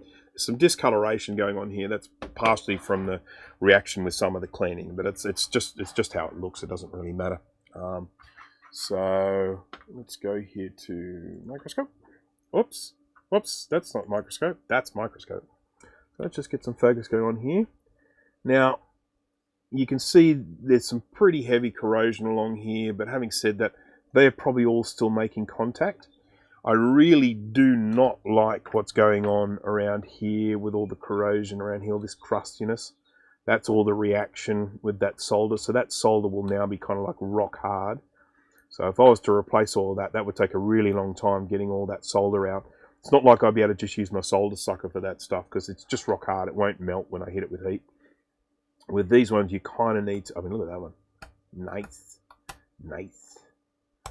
What is that on the other side? I'm not sure, but I mean, that is just shocking. A bit more corrosion. Here's one of my early trace repairs that I've done. So that's a little trace going through there. Then through this completely and totally eaten out via.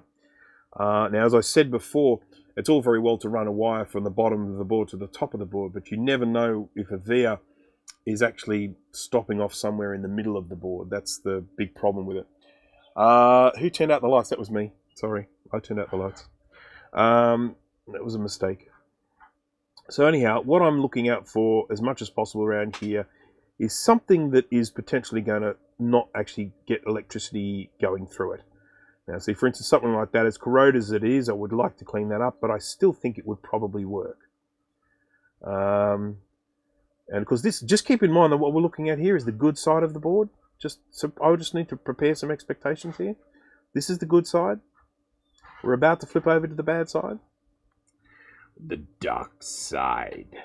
So here we've got some more trace repairs here. Again, just sort of joining these up there. And I tried to clean up that joint a little bit there.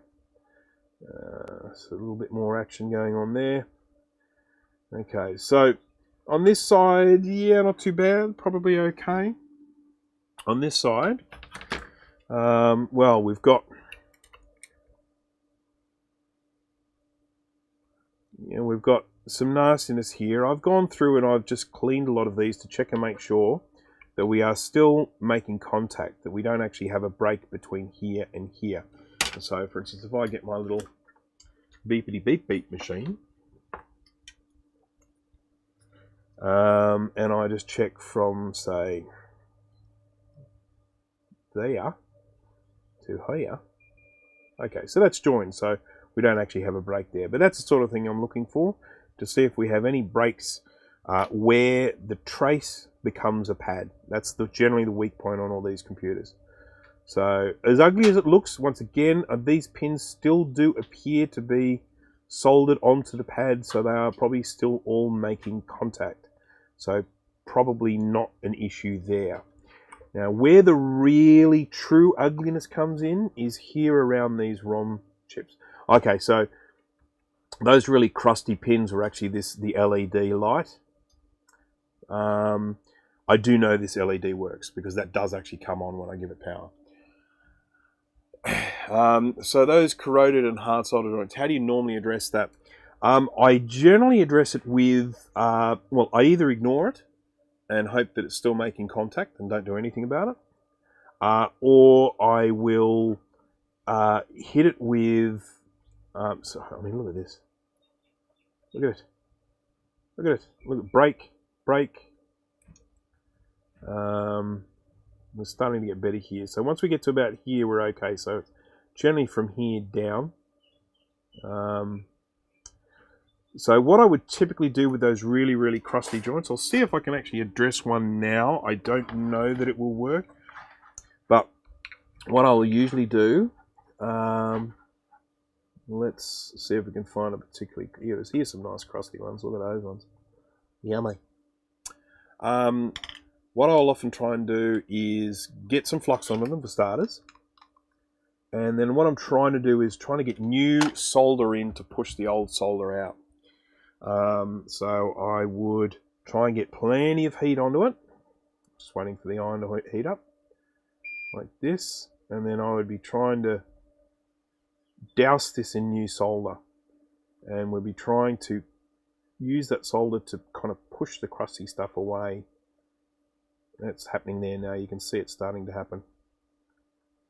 Yep. And now I can sort of move the pin a little bit. Okay. And so that is a lot better, that one now. We've kind of pushed all that crusty stuff off, and we've now got fresh solder there. So it's not always going to be as easy as that one just was. That one really wasn't too bad at all. Some of them are going to be a lot harder. When you're dealing with, say, the pin right where the battery has fallen out, there sometimes become just this rusted lump in there. You virtually just have to drill that out. It's not ideal. You just need to get a very, very thin drill bit and drill that out, because no amount of heat will fix it, because it's not solder anymore. I mean, it's become like this great big massive lump of corrosion, this big lump of rust. Okay, here we go. Once again, we're just trying to get new solder to push old solder out. And that's sort of how I would end up fixing that. And you can see it's got a sheen on it again, so it's looking better. So the main thing with this is I just want this to work. I want it to chime, and I want to get it to chime with the minimum amount of effort. Let me just grab my little blade here, because I just realised I've got a trace repair here, and I think that it's breaking. It's continuing to break along here. This thing really needs to get cleaned. I thought I'd cleaned it already, but maybe I haven't, because I'm worried there's still corrosive material on this. I thought I'd cleaned it before I started working, but maybe I didn't. I don't know. That looks like it's probably been cleaned off to some extent. So, as I say, I mean, I've got, okay, there's a broken one here. It's broken all the way down there, so then we'd have to rejoin it about there. What have we got? We've got another... There's a break there. Is that a break? No, I think it's not a break. Won't be good.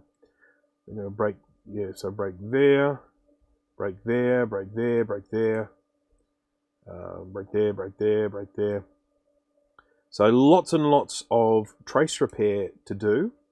And even then, I'm still not even 100% certain it's going to fix it. We've got a nice big break there as well. Yeah, we've got a nice big break there. I mean, what I would love to be able to do is just leave all of this behind and just use a ROM sim, but I have already tried that and it didn't work. So, you know, as to whether it's a fault somewhere else, or whether it's because even with me selecting to use a different, you know, use the ROM sim, there is you know, sort of, there's something that still needs to be joined up over here that's broken. So I think no matter what I do, I have to go in and repair these traces. I might just do one now for the stream and then call it a day, because I'm certainly not going to do all of these, because, you know, far out, no. So let's get my wire, my trace repair wire. I'm using, I think, it's the thinner stuff for this. Yeah. So I've got three different thicknesses I use. This is, I think, is this the really thin stuff? No, this doesn't feel like the really thin stuff. This is the medium-sized stuff, which is, I think, is 34. Yeah, 34 AWG, American wire gauge. It is, whoopsie. There we go. I generally like to start like working from the right to the left, and that's because I'm right-handed. And you'll see what I mean in a minute. What I'm going to do is I'm going to put some flux on here. I just need to get this tacked down first. 5-hour stream, 5-hour stream. No, as I say, I'm not going to do any more than just a little bit on this. This is a long-term project. This is going to be something that I just do from time to time to test my sanity. So I'm going to hold that into position there. Going to this is enameled wire. It has a little coating on it. It's the sort of wire that you would use in a transformer or an electromagnet. And make sure to vote 512K. Yes, please. 512K, please. But the enamel melts off quite easily when you hit it with a bit of heat from the soldering iron. So I've got that there. When I'm doing these trace repairs, I do like to try and run the trace along the same line as the original, the repair along the same line as the original trace. I just think it looks nicer. I'm probably obsessing over nothing, but it's just what I do. Where I'm really going to have some fun later on is when I start doing these other ones that are really close to the original repairs, and I'm going to end up accidentally melting the solder, and the old repairs are going to come away. This is why it's going to just be a long-term project. Now this one's a classic because I've got absolutely nothing to solder to here. Nothing. Nothing. Let's get another pair of tweezers. I would really like to be able to tack this onto something where I do the bend. This bend here. They ain't got nothing.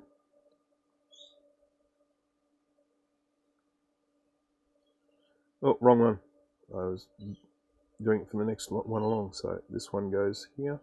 So I can probably tack it onto this tiny bit of trace left here. But then I've got nothing up here. So we'll just tack it on where we can. And then, of course, the rest will have to be UV solder mask afterwards to give it some strength. I'll paint UV solder mask on this. I will...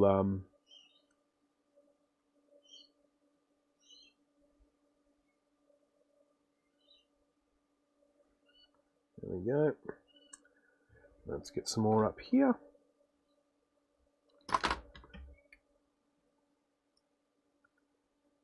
This is the sort of work where I generally... I sort of think that although, look, if your eyes are really good, or if you've got a good magnifier or something, you can probably do this stuff. These tweezers are crap. You could probably do this stuff without a microscope, but I can tell you from experience that a microscope makes this so much easier. General bodge wise as opposed to two big trace repairs. General bodge wise. I define general. You know, I mean, you know, wire's kind of one of those, you know, how long is a piece of string type things about what wires you should use for things. For me, the thickness is probably the most important thing when I'm working with wire. Come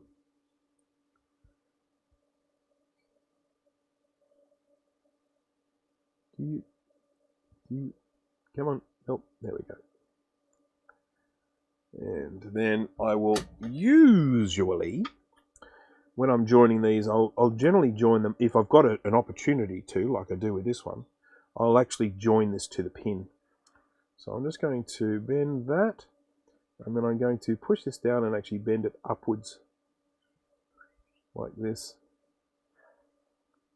And I'll solder it onto the outside of this pin here. Just give me a little bit of extra strength at that foundation point. So add some flukes. Tweezering all the way.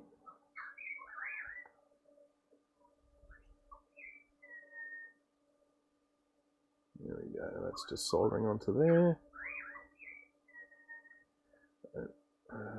Just get a little. I might just. It's a little bit away. Come on. I want you a little bit closer. Come on.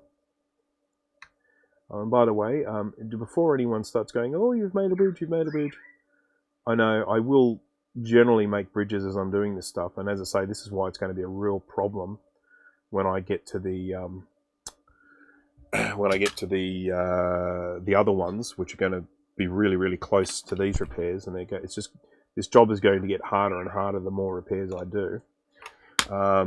But generally what I do when I'm doing these is I get the wire tacked down, and then I add some flux to it, and then I go around and fix up all of the lumpy joints, bridges, that sort of thing.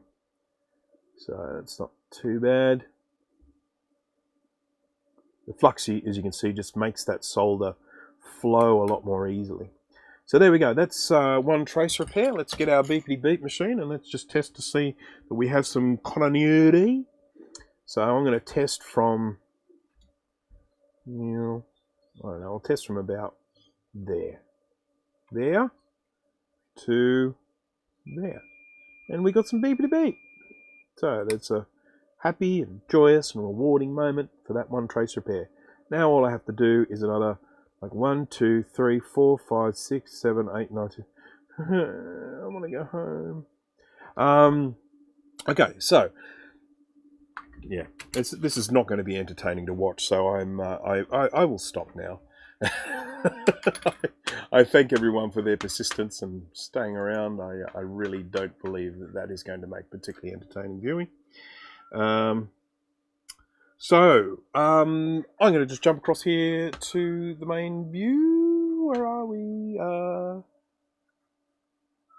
Like that. And I am just going to say my little hellos, or little goodbyes, sorry. 39 people are entertained. Are they really, though?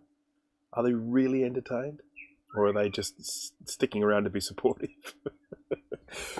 Yeah. I'll tell you what I will do. I'll run some power through this, just so that we can hear it not chime. I'm not even going to bother with this. There are still so many broken things. Who can tell me whether this is meant to be on or off for the ROM select? I can't remember. I think it's meant to be off if you're using the ROM sim, and it's meant to be on if you're using the built-in ROM. So I'm going to take that off there. I've got my little homemade power supply. If I can find it. It's underneath all these caps. Oh man, I'm running out of space here. This is crazy. This is crazy. Is this the right power supply? Yep, this is the one. So this is my homemade Macintosh 2CI power supply. Okay, off for the ROM sim, I believe. Yes, that sounds right to me. Or not, I can't recall. Try both. Yeah, we'll try both. So this is my homemade 2CI power supply. I can just, as an ATX power supply, we'll just plug that in like that. Yay. This works on a 2VI and a 2VX as well. So let's just get this here. I'm going to need something to make some noise. Like a speaker. I was testing with one the other day, but where was I testing? Was I testing down here or was I testing upstairs? Can't remember where that speaker is. Gotta have a speaker. I think I was testing upstairs. I was working with an 840 AV. So where is my speaker? Where is a speaker? I need a speaker. Because it's like, it's not like all I want to hear is whether it's going to chime or not. I don't want to hear anything else. You know, I've got a speaker up here. Let's just wire it, eh?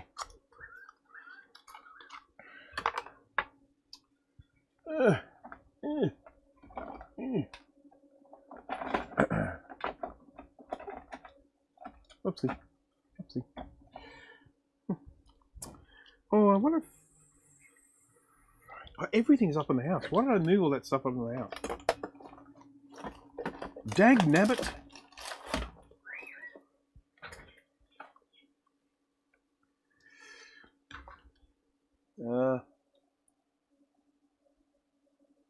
And I see in the shed for the summer months, Ruth. Yes, I don't know what I'm going to do about here. I wasn't live streaming as often last year. I'm really not sure what I'm going to do this year. If I'm going to continue doing live streams, when it gets warm here, because it gets warm here, I used to have a portable one, but I think I gave it away. Air conditioner, that is, because I've got air conditioners in all the rooms in the house, but it's not here. So I really don't know what's going to happen, and I really don't know where anything is. Just trying to remember, because I want some of these little crocodile clips. I can't find any. I used to have some. I just can't remember where I put them. I've found homes for all these things, but I just don't remember the homes that I put them in. This is getting really frustrating now. Let's just do this. Let's just do it. Let's just do it. Okay, the quickest thing for me to do is to go up and get the speaker from the house. Of all the things, of all the options in front of me, that is the quickest one. So I will be right back. I will put on my little on-hold music here.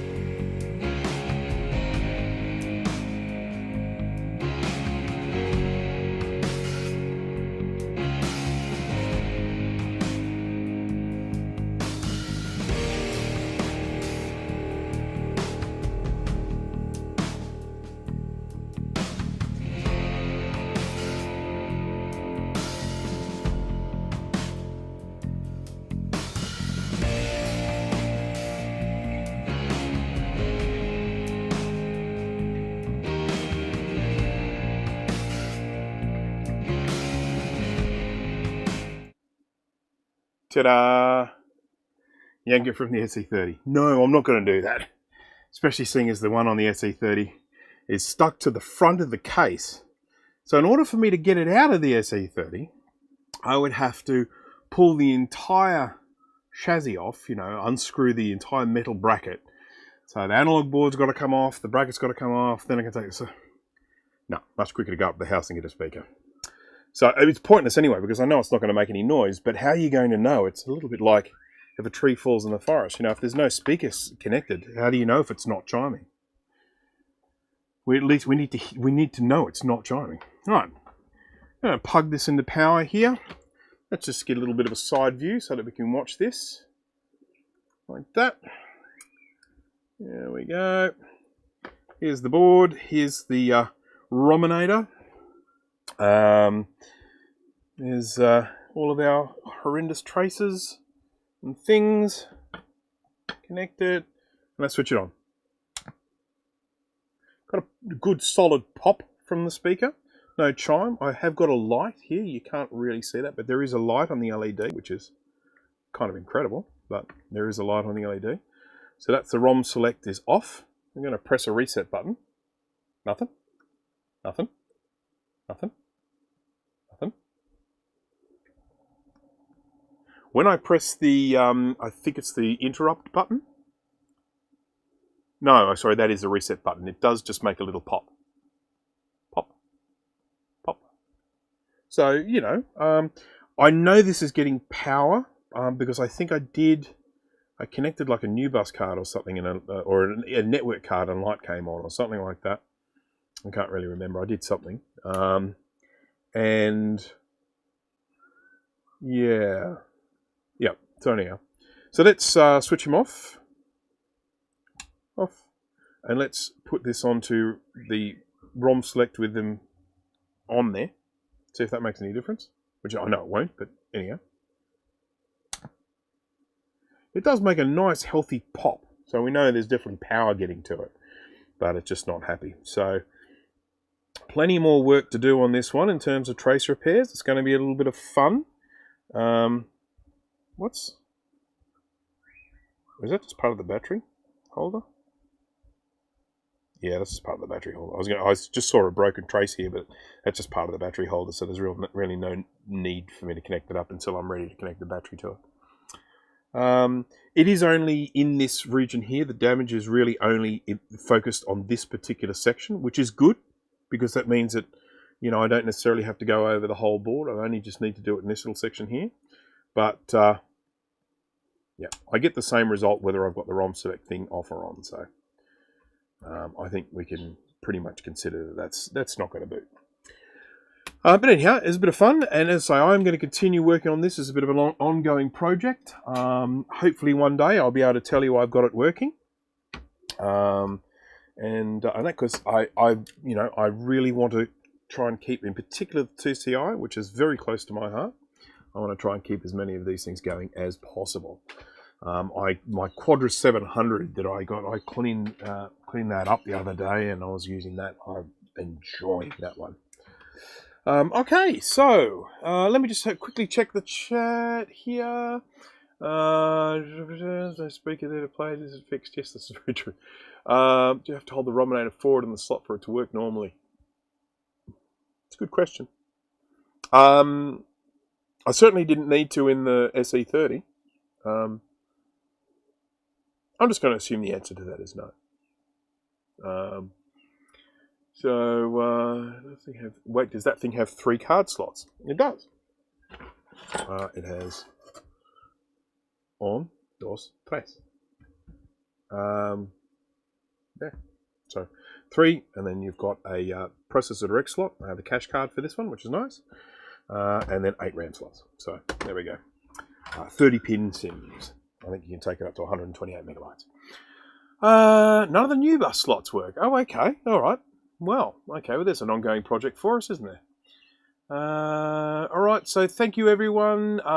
Yes, reminder, everyone, don't forget to vote for the 512K on appleserianumber.com. You know, you'll get a wonderful feeling of satisfaction when you do vote for that 512K.